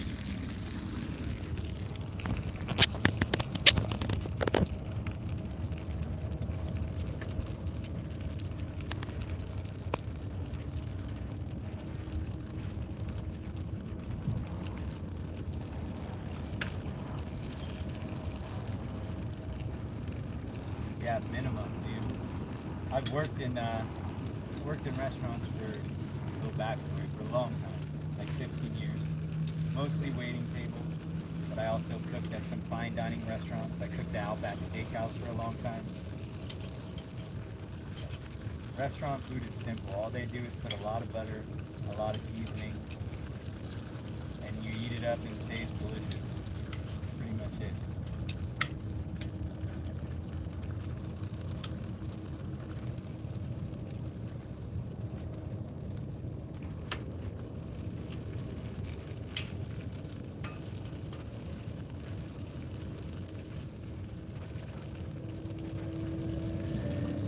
Yeah, and the drinks will get you too. I really should have brought at least one beer. There's about one fucking beer out here.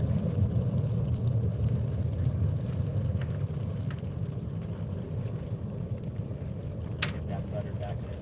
Big beer.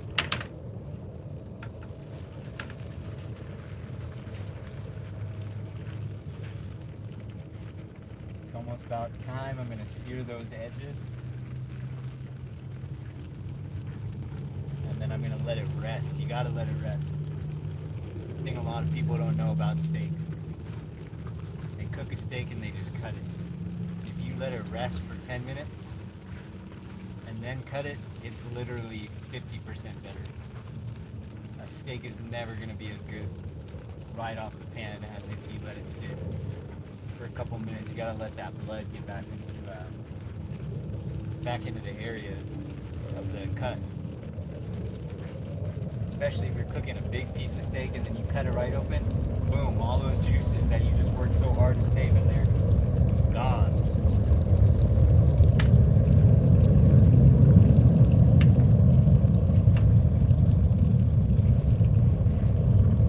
Alright, time to sear these edges up. Just a little bit, just enough to make sure it's cooked.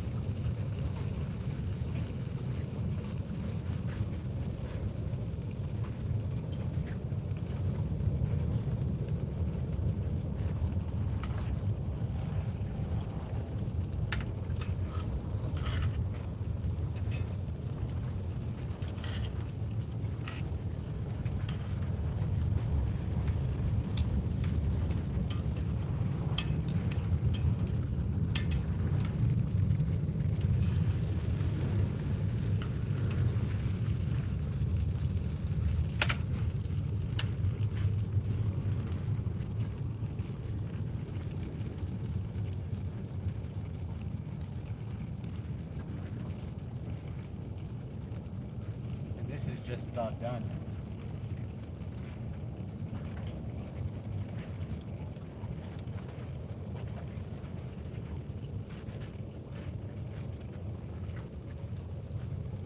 I'm gonna do it a little under. I'm going for medium rare.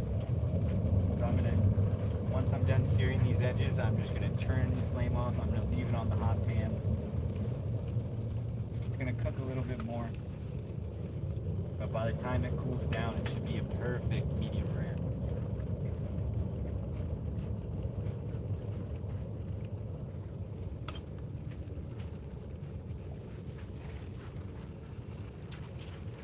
I might even take it off the pan, honestly. I don't want it to overcook.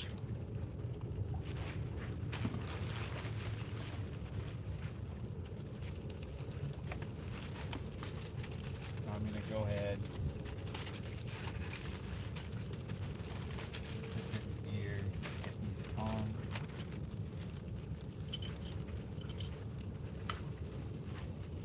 And that's done.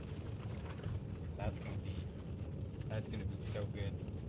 I'm just going to lightly cover it in tin foil. Turn this burner off.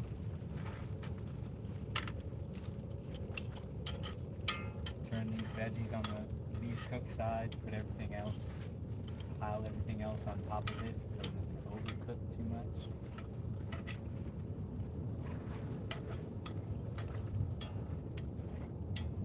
Let some of these oils drain a little bit from these veggies for what it's worth.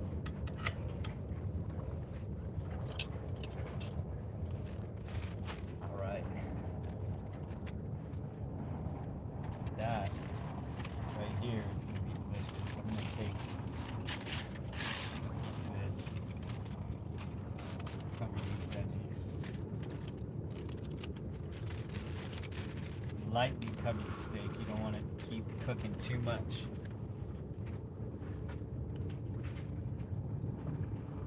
Yeah, the smell better attract something. Shit. Because after that halibut, I haven't gotten shit. But I haven't really been trying, honestly. I've been fucking around. Obviously. Cooking a fucking full-on gourmet meal out here. So I'm going to move all my stuff back up top because this water is getting there. We still got some time, but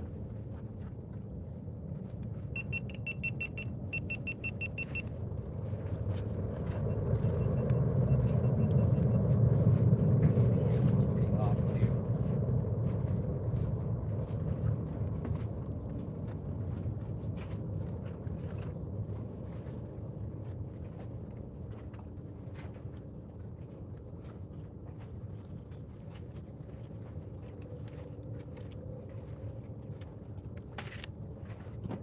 Take a seat for a little bit.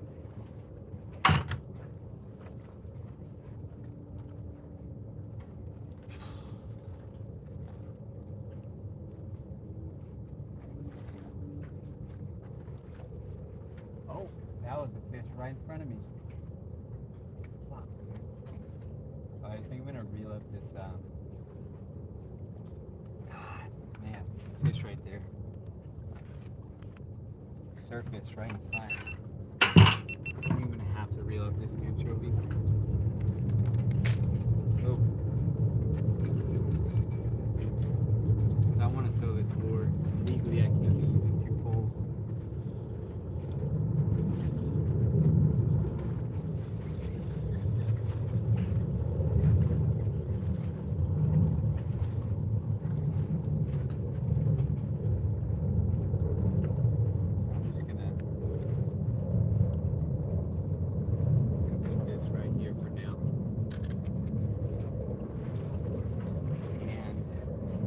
Pull out here.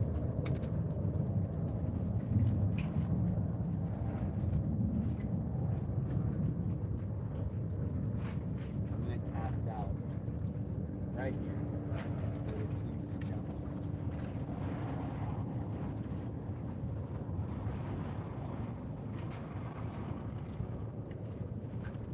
When I eat this steak, I'll just toss it, pull back out again. I still got the bait right there on it. I just don't want to miss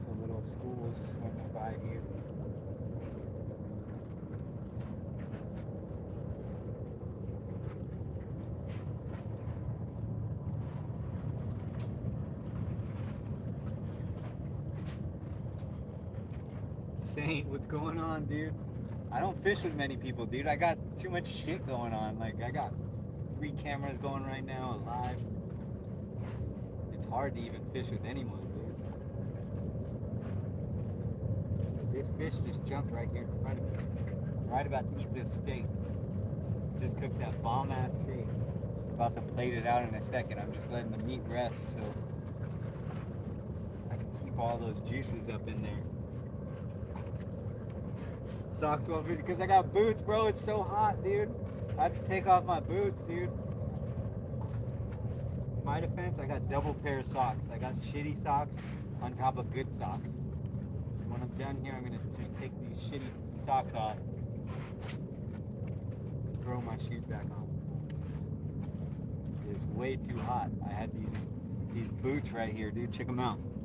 With Gorilla Tape, bro. I don't know if you ever saw that video I posted where I cut my old waders because they ripped and I just turned them into boots. I thought I might have to trek through some mud today, so I wanted to be prepared.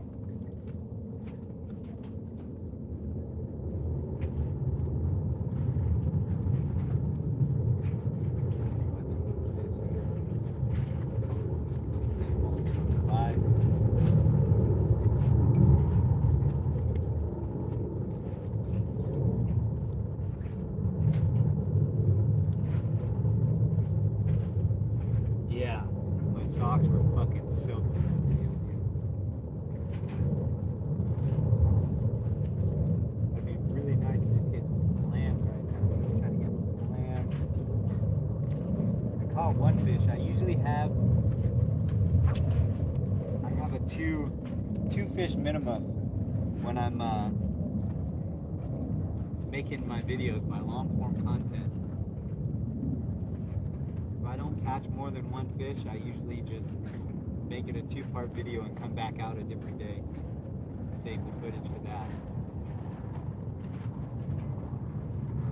I hate to make people watch through a whole video, even though I'm making this delicious, gourmet, cast iron New York strip.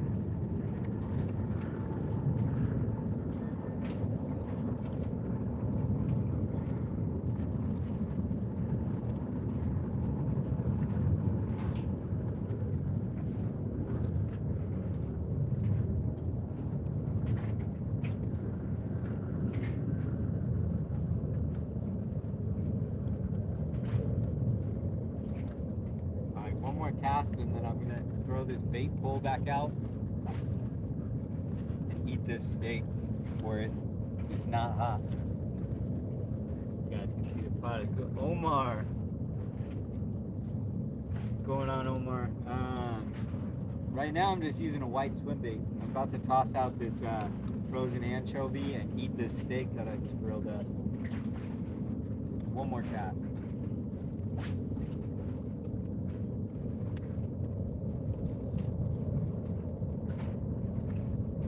Targeting striped bass. I already caught one halibut. I mean halibut too, whatever. But right now I'm not really popping off the bottom. Not really searching for the halibut as I would if I was really targeting it. I just saw a fish jump, probably a little striper.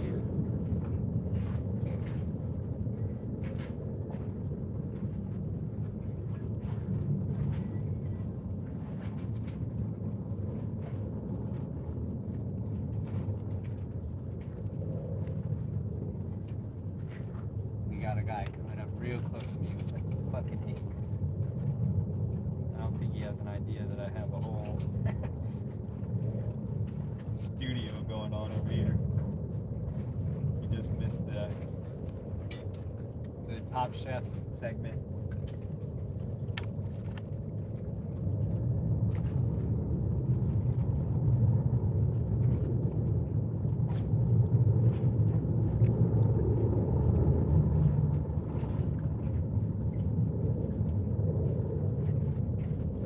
Yo, what's cracking, Michael?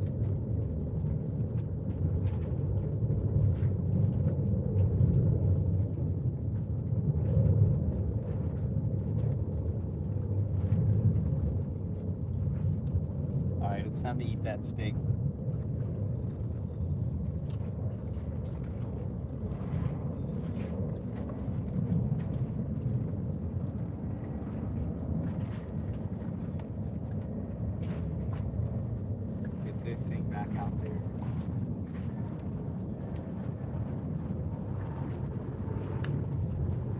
toss it far, just right there.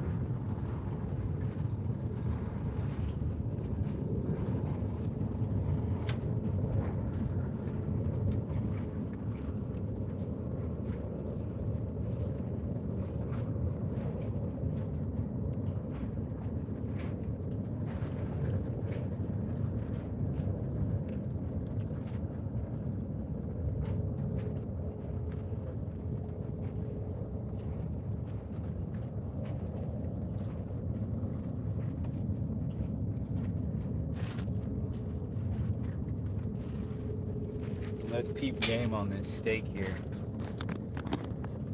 See if I can sink turn. Should click. Yeah. Go.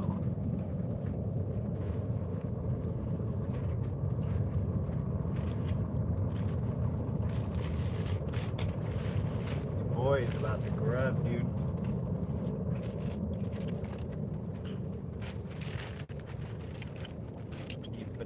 Back. Look at this, man.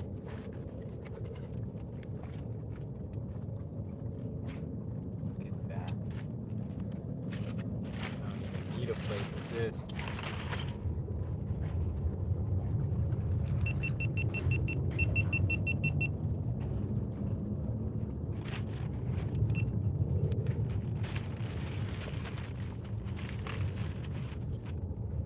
Knife here. Ooh, almost lost my food.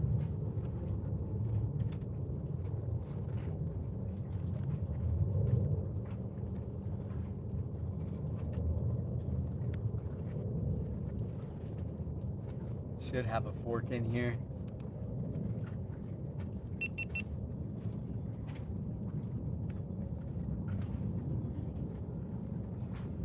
I'm over here on my knees, dog. About to eat this on my knees, dog. Try to look in this time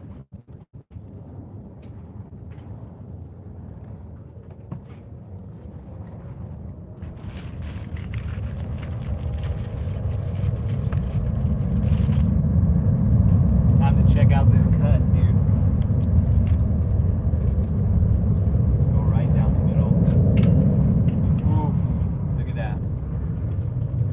Perfect medium rare. Check that out. Oh yeah, baby. Oh yeah.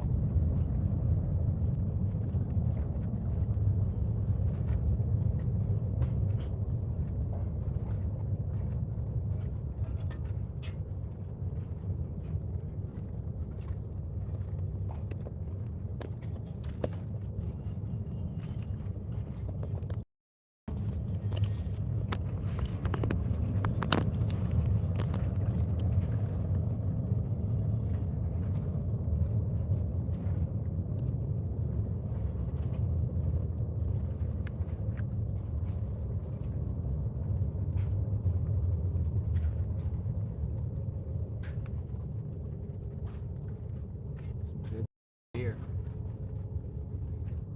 Now all I need is something to just, man, look at that. Look at that.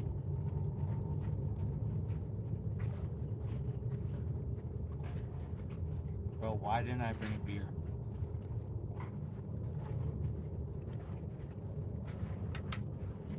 Put some onion in there.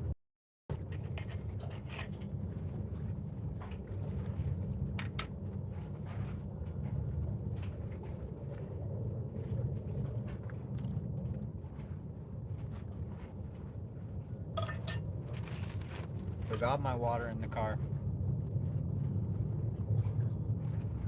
No beer, no water. Only meat and veggies. Oh.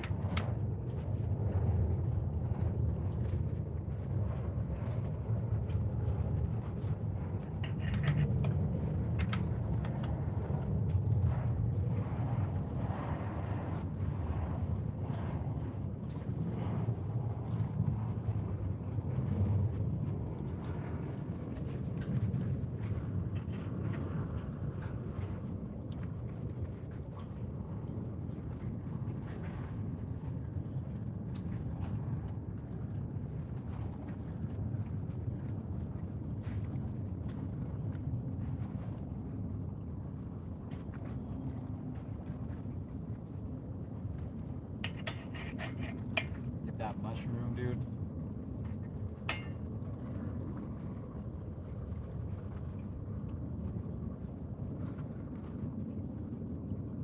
Oh. Tip of my pole's doing something.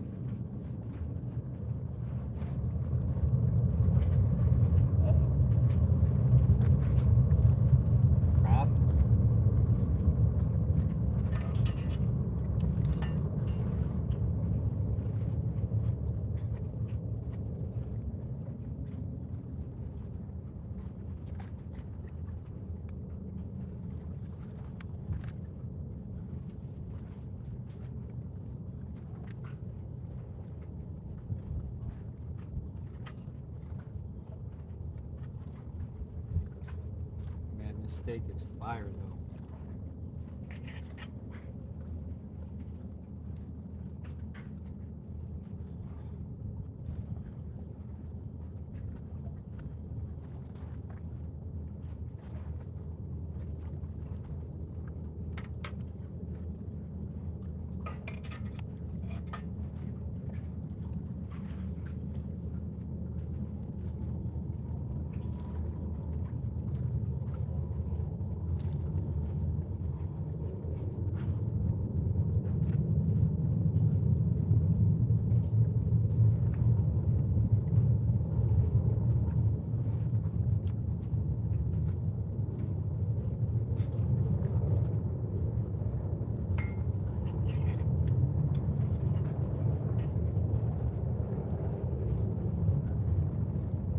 Check out that cut.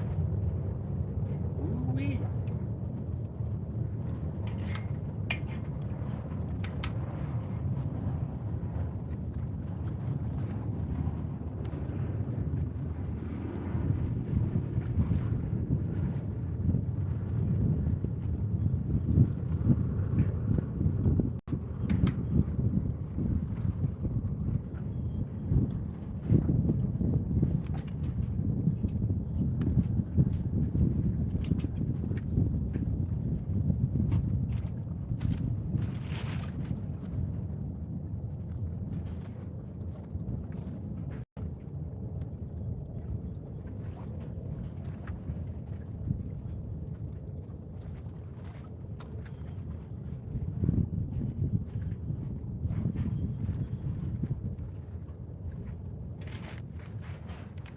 While I'm chilling here, I think I'm gonna rig up.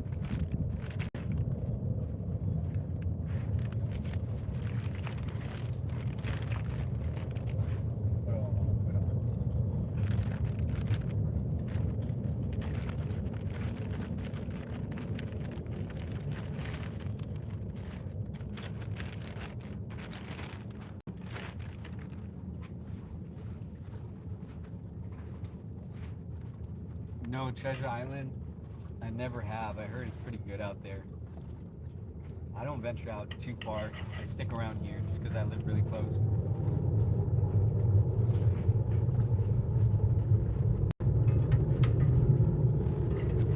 Are you allowed to just park out there, Treasure Island?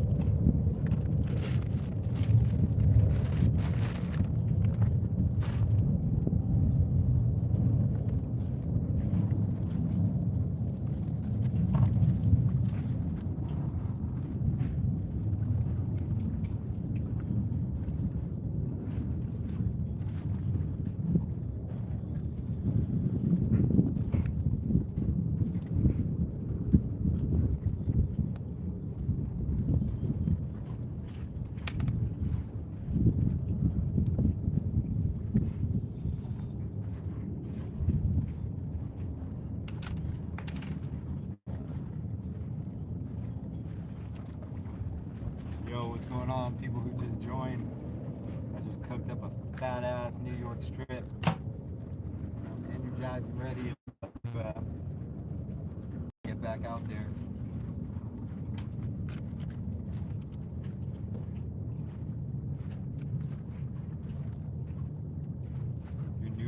channel, check out the content. Just posted a long format video yesterday. I'm gonna throw out this this ripple shad here.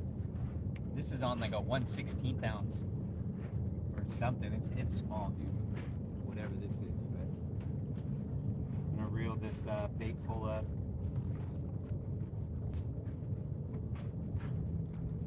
Toss this one out here. How does this look?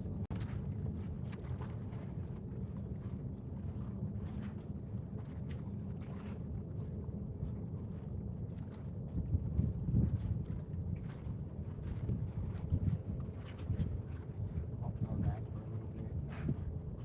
We'll see how that goes. You know what? I might just take the time to rig up a little. There's my little green bag. Over here crawling around on my knees, eating steak. Man.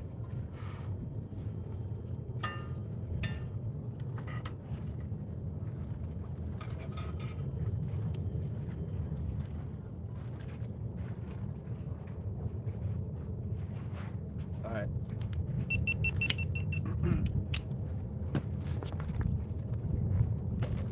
Rig something else up real quick. Let's see.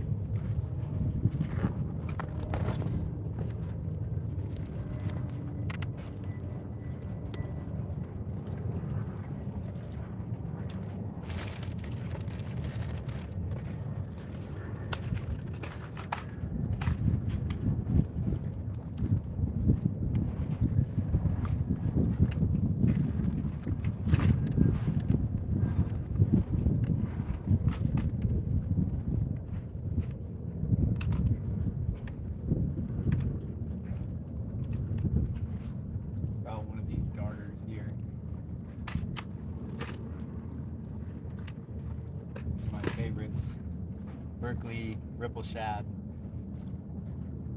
with a 1/4 ounce darter jig head. That cone shape, it's good action. Cuts through the water really good.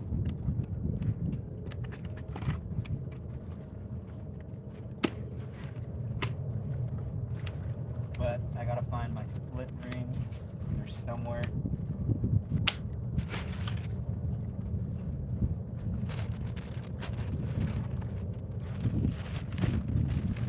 Here.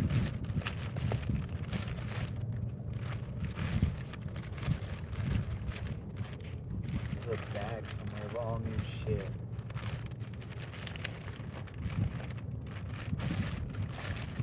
Not this one.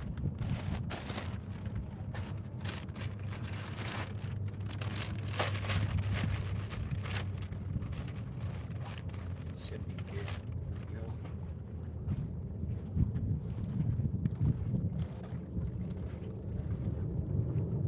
For a sec, I thought the YouTube name said Bay Harbor. I was about to say Bay Area plug, dude. Check out the channel. I'm out here plugging, dude.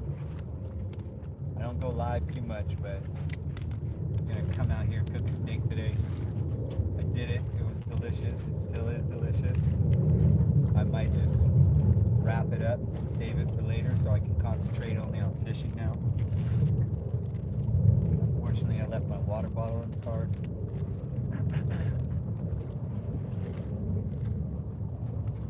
About to throw a Zen in. I'm really looking forward to that after that delicious steak.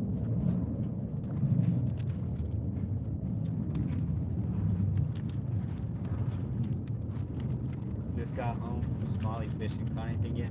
I caught a small halibut a while ago plugging, and then I threw on anchovy just so I can cook up this steak really quick. But I'm about to reel this pole up and start plugging again because I'm only allowed to use one pole out here where I'm fishing.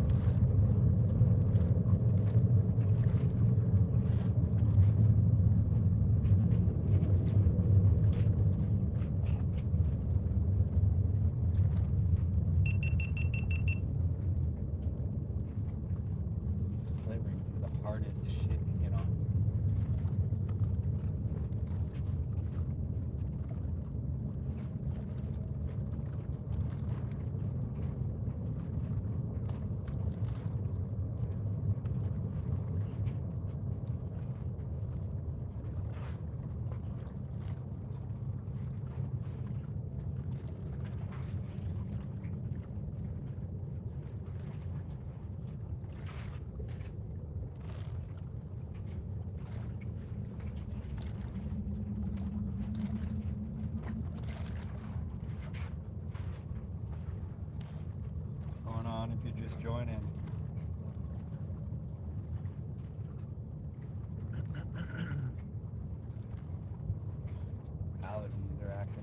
here.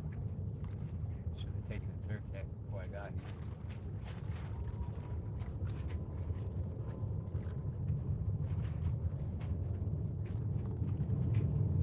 So that's there. Get this thing.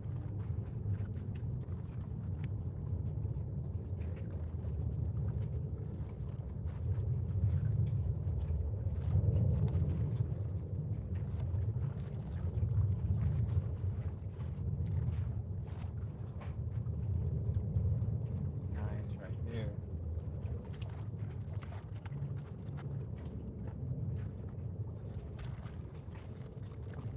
That's good stuff.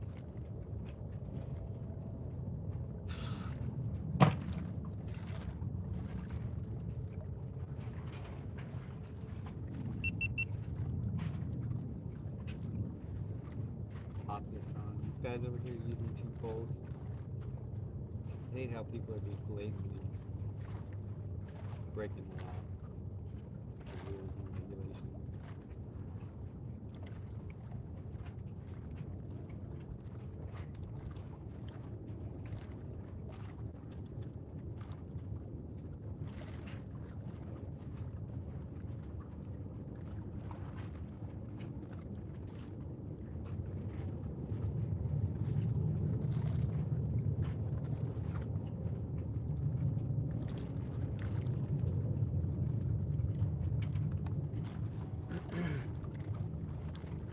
Alright, I'm going to get this, so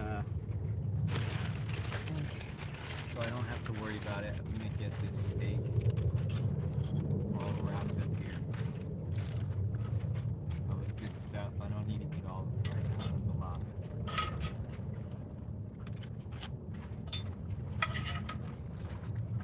I'll make a really good sandwich.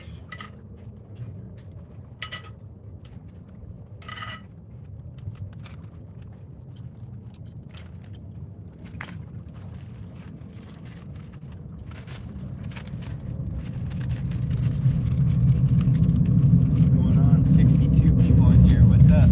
Just finished eating this steak. I'm about to start throwing my lure around. Nice and energized.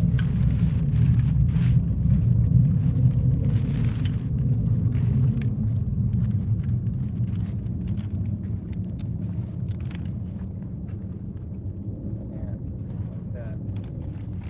Is this a vegetable? What the fuck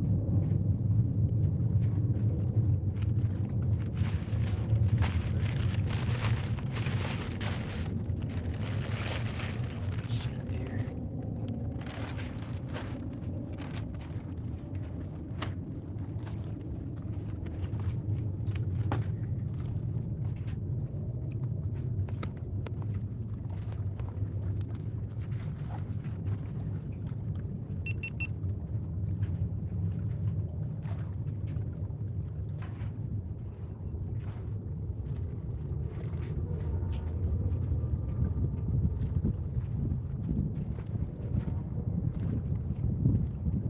Get some juice up here.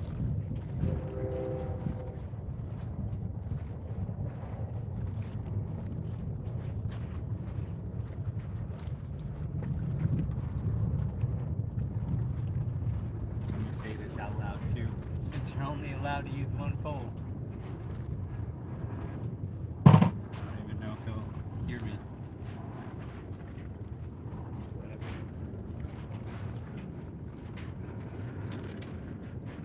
I'm only allowed to use 1 pole out here. I gotta take this in before I start throwing.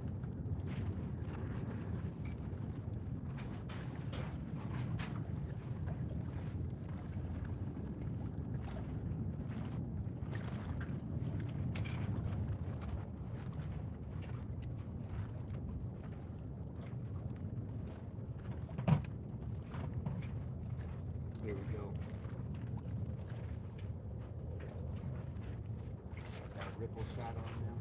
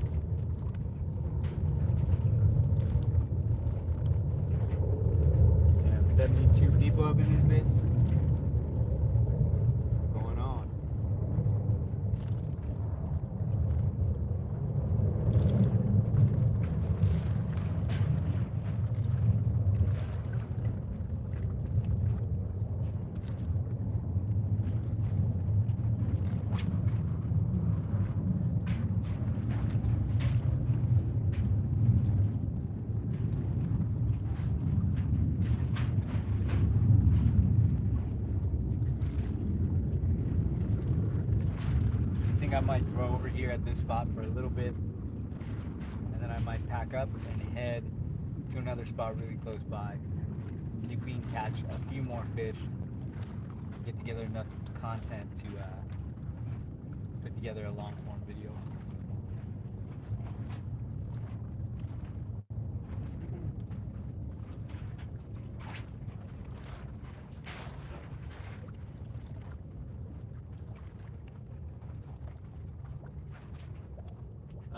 This pole that I'm using for swim baits, this is a Shimano scimitar. It's 8 foot, 8.5 feet, medium to heavy action.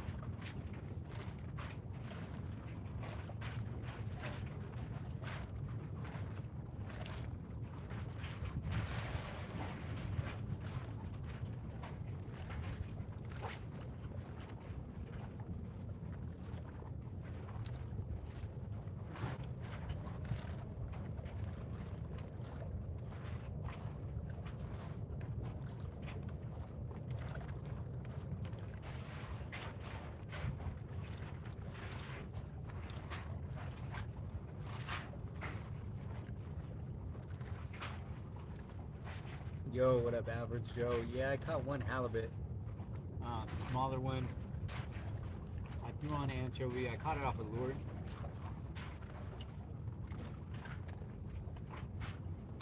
I caught it off a swim bait, and then I threw on frozen anchovies for a minute just so I can cook this steak. Just ate the steak. Now I'm back to throwing swim baits. Having some confidence I'll be able to get another one or some striped bass. If not, I'm going to move to a different spot in a little bit.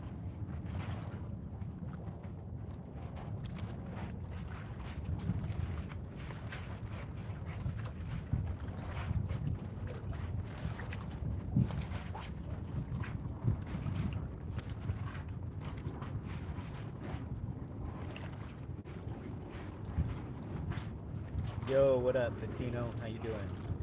Lightning Link was cracking. Christopher, what's going on? You guys are new to my channel. I don't go live too much. I do every once in a while when I'm bored, but mostly long form content.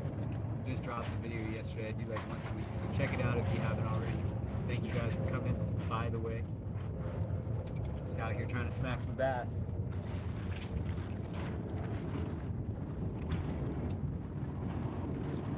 Yeah, dude, you just missed it, Average Joe. I just grilled up a mean New York strip. It'll be in a video on my page somewhere down the line. If I can catch a few more fish today, I'll be for sure putting it in there this week, but I got a multi-fish minimum. I won't make a video if it's only one catch.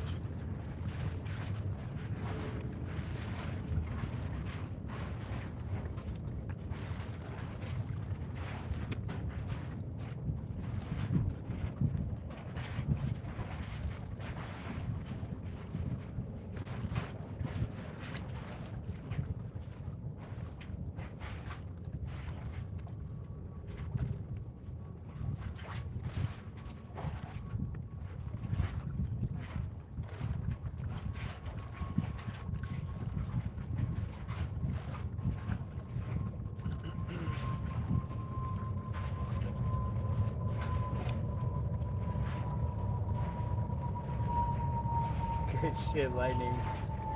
Yeah, I might have to move. But that's how I feel, period, about myself, dude. I'll be out here for like 6 hours until I catch some shit. It's my day off today.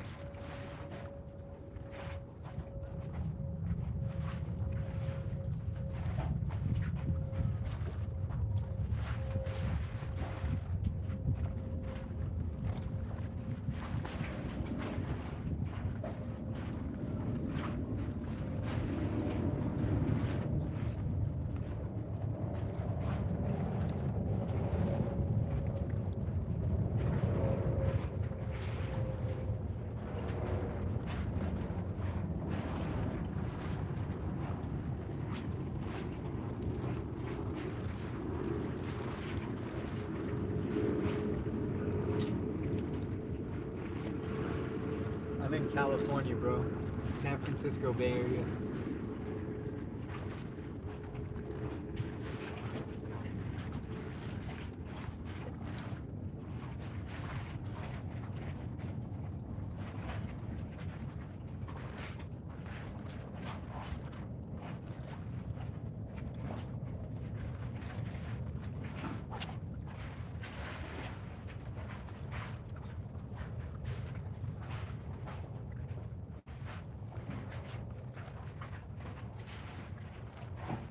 Right now I got a swim bait on.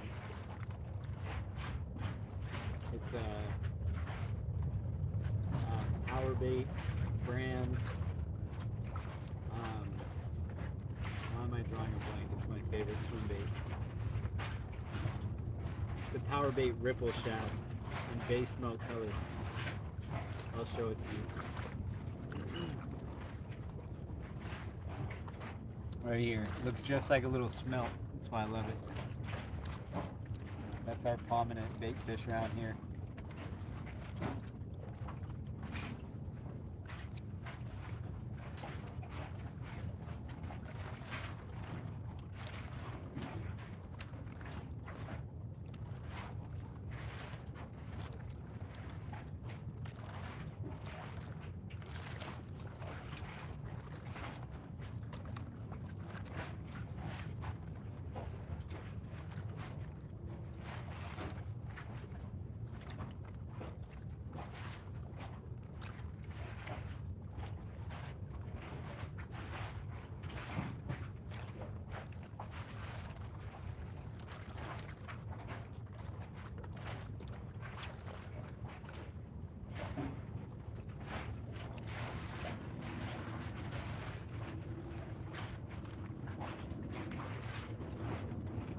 Oh, Long Island? You fishing striped bass? That's actually where half my family's from, Long Island. My dad's from there. He's been here in San Francisco area since the 70s, but they all moved here from Long Island.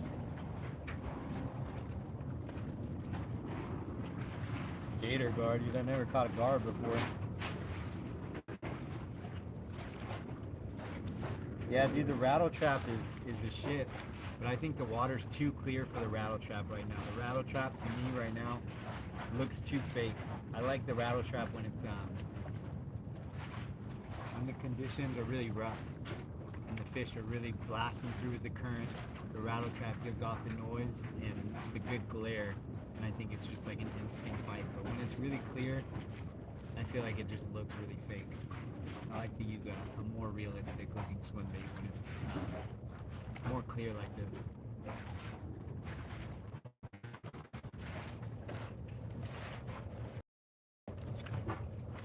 Super Hunter, what's cracking? Watching Canada, shout out. You're actually from, what is that, Connecticut?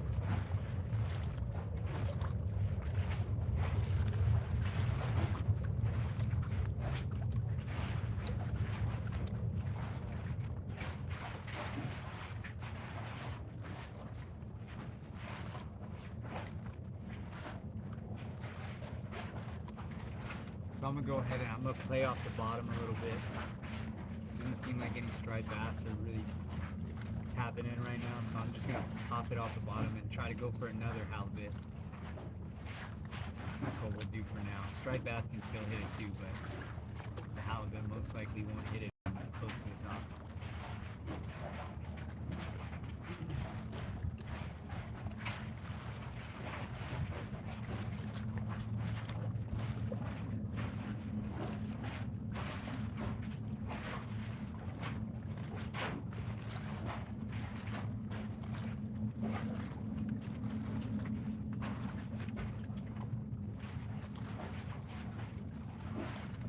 Dang, all the way from the UK, dude. That's what's up. Check out the channel, bro. I post mostly long form content. If you're new here, check it out. Yeah, I barely even post shorts. I barely go live. But I started doing lives and it seems like it really taps into a whole different field of viewers, so whatever. I'm still out here trying to get my content for my long form. I'm just live while I'm doing it.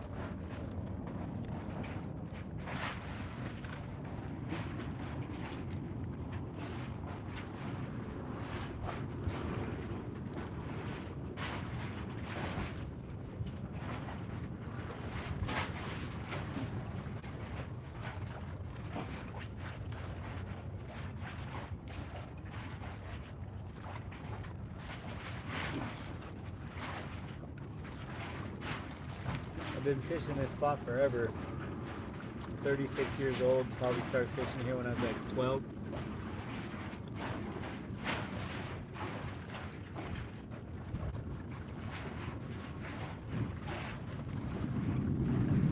Not anymore. I think to here. I think you were here when I caught that halibut. That's all I got so far.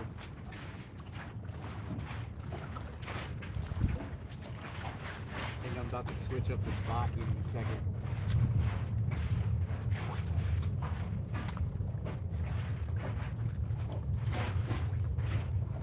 Might head to the back of this slough here.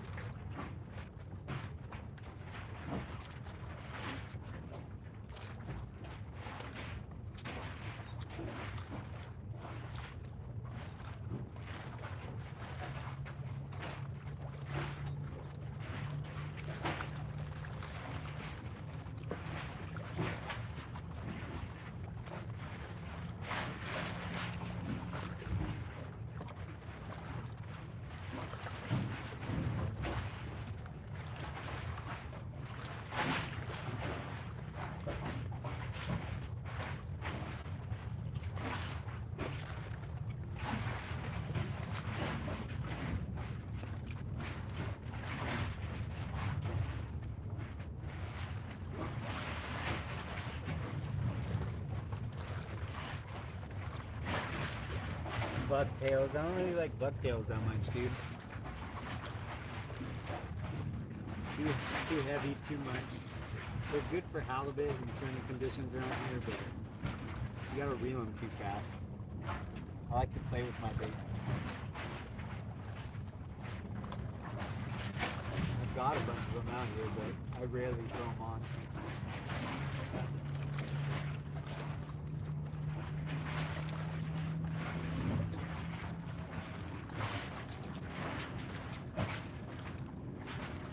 Out here, I'm pretty much, it's not really so much what you're throwing. You just kind of got to be here when the schools of striped bass come in. That's really it.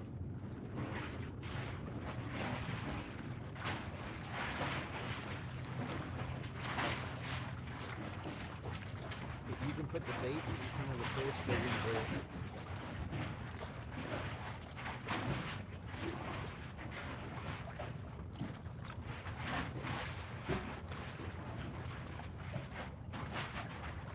Pretty deep here. I'm fishing in a slough. It's probably like 15 feet deep in front of me here. But I catch them in like 2 feet deep, 1 foot deep even. You just gotta be there when the schools are passing through there. You gotta follow where the bait goes. But yeah, the bait, I just get antsy, dude. I don't know if you know my channel. I throw lures. That's really like all I do. I only throw bait when I'm trying to not get skunked, when I'm trying to beat the skunk. It's hard for me to sit and just chill. If I can use 2 poles out here, I would, but legally I can't. Unless you're on a fishing pier in California. Or else I'd have bait and be throwing lures. But legally you're not allowed to. It's a one pole limit with 3 hooks only on each pole.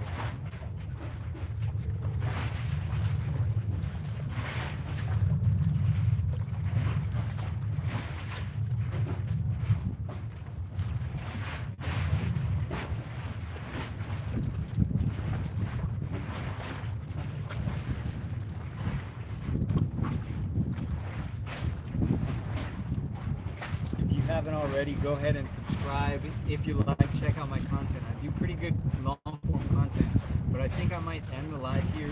Not yet, but I want to move. I'm not going to keep the live on while I'm packing all this stuff up and moving back to my car, but I'll come back on. So if you subscribe or whatever, you'll be able to make it back in here. But there's some more promising spots. Once this water gets a little too deep here, I don't like it.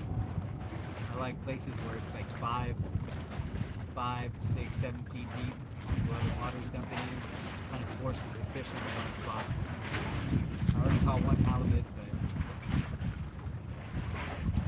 I really just want to get a little more content. I want to catch a couple more fish here. Yo, what's up, GRHRDHDDN? What's up, dude? Garrett, thanks for the subscribe. I wonder if that's the guy that I met out here. Garth? Is that you, Garth? You were in one of my videos one time when I killed it. Caught 12 striped bass and a 30-inch halibut in 2 hours. That'd be cool if that was you. Aztec, what's going on? What's the biggest I caught in this spot? I don't know, like 26. But out here in the bay, in my spots around this area, about 30. Could have been bigger back in the day when I wasn't really measuring them, but from the time since I started measuring them, about 30 inches, almost 20 minutes or something. I just posted a video yesterday, 2 days ago. I came out here and I caught a 27.5 inch. That was pretty fat. But lately they've all been schooling. So I'm just waiting here. Pretty soon they're all going to start dumping in here. It's very early fall run where I'm at right now.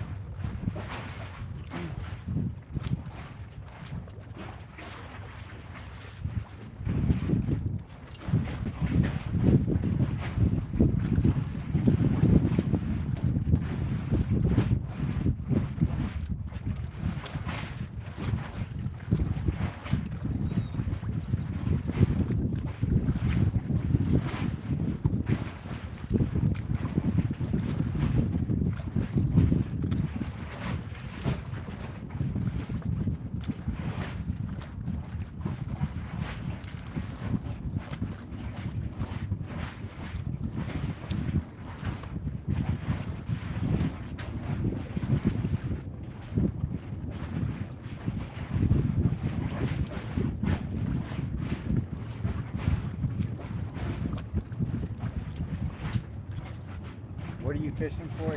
Yeah, striped bass, halibut, all the above. Also, if you're new here, I think my video, I post once a week, long form content. I think this week I'm going to raffle off that little set of swim baits, jig heads, those red American flag shoelace holders that you can't buy anywhere really except for eBay. I think I'm going to raffle a bunch of shit off that little box and send it out. So subscribe if you want to get in on that. Maybe I'll do it later. It's just kind of hard to get all that stuff going while you're doing a live and fishing, and I got all this fucking shit around me. And like the quality of the lives can only go to 1080p, so I can't really showcase what I have. It's gonna lay it's not gonna look so great. So I might add it into this next video. When I go to the other spot, I might film something for it. Have people leave a comment, I'll say what to comment in the next video, and I'll ship it out to you. It's a good deal. It's like a $40 value probably. You include those shoelace holders, probably like 50. Yeah, check that out because I really want to start doing that, raffling all that stuff off. What's my most expensive lure? Probably only like 15 bucks, my jerk baits. Some Rapala, some Lucky Crafts, $15.99, $16, $17.99, depending on where you buy them from. Swimbaits, dude. You don't need much here. Like I said earlier, you just need to be here when the fish are swimming by. There's different lures are going to get you to different depths of the water. I really like jerk baits, but that's just like the water trap. When the water's super clear, I'd rather just use a swim bait, something that I can pop around, you know, make it really real in the water, hit the bottom, pop it off the bottom, go mid, go high, move it around everywhere. Jerk baits, I kind of just manhandle through the currents, through a school, and they're just going to back off.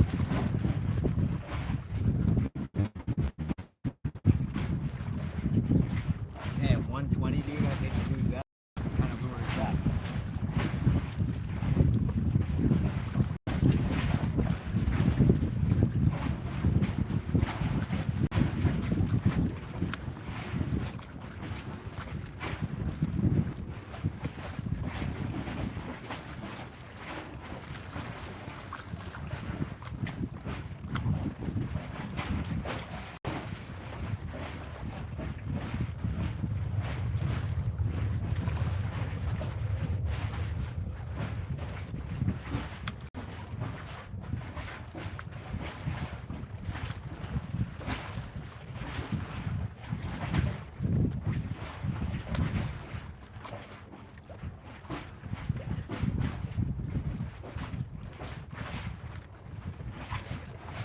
Token, Seafawn, what's going on?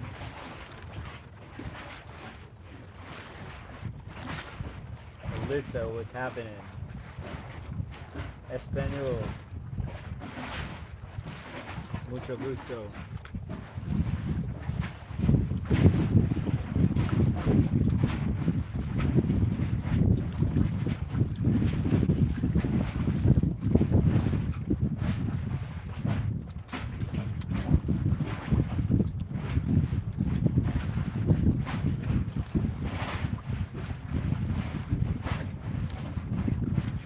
I think I'm gonna drop.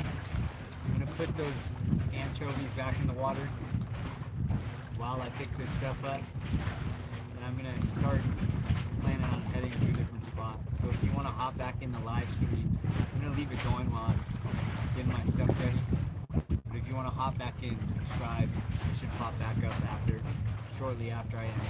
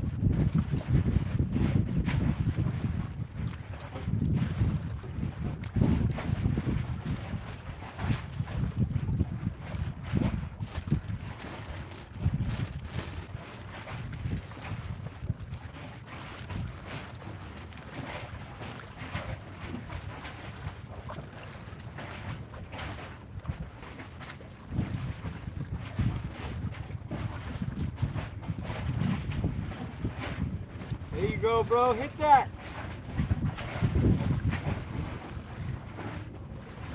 Oh, man. Came off? What the fuck? Damn, dude. I saw the tip of your pole going and I was about to say something, but I thought it might have been nothing.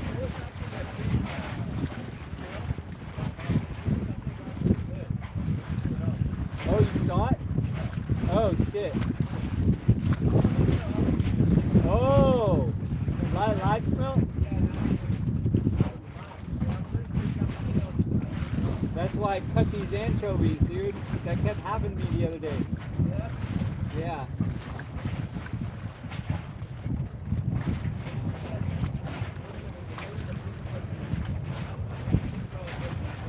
Yeah. I usually go right behind their fins.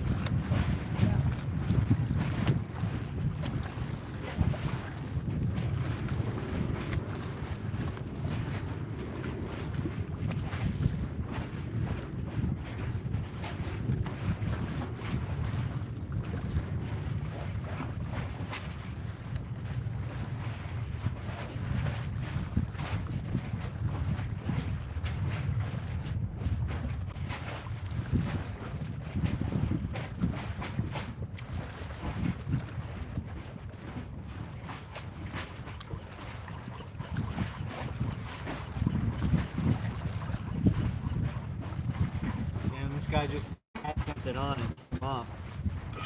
You gotta start cleaning up all this shit though.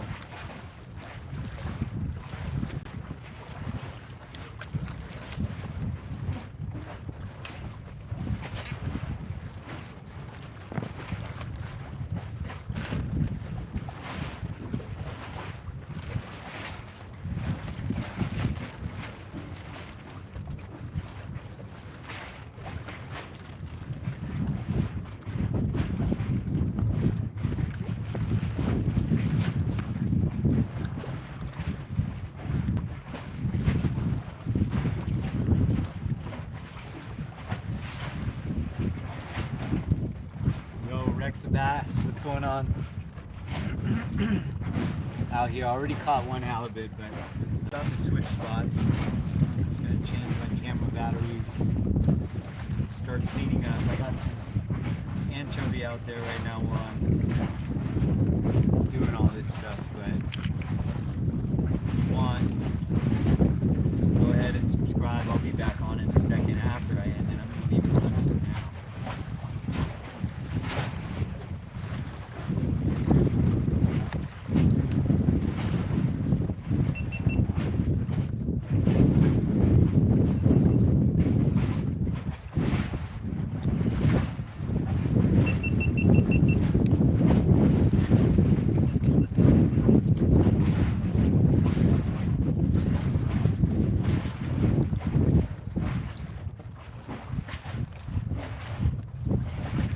Freddy, what's going on, bro?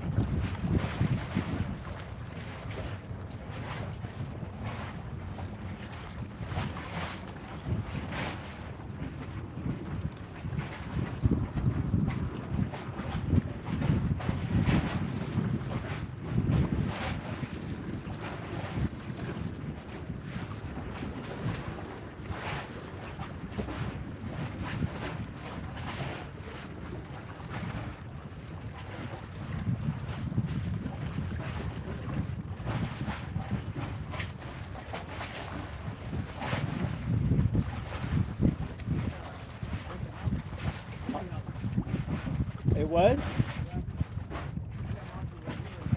I caught a small one earlier before you got here.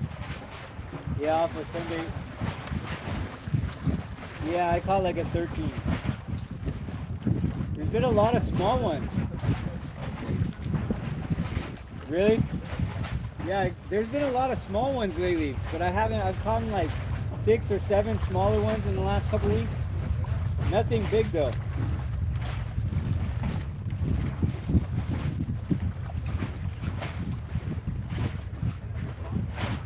Yeah.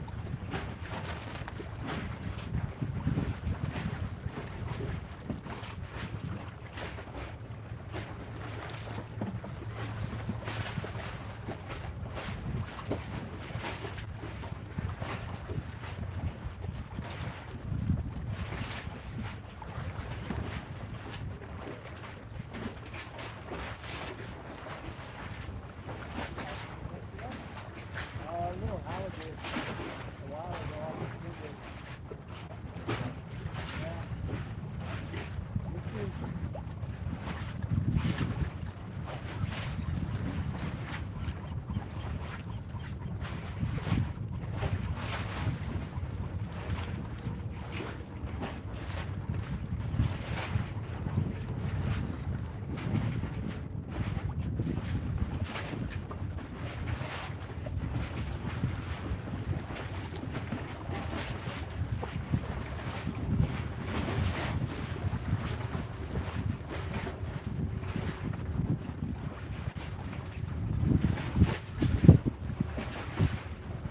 Alright, if you're still here, I'm about to end this stream. I'll be back once I get to the other spot.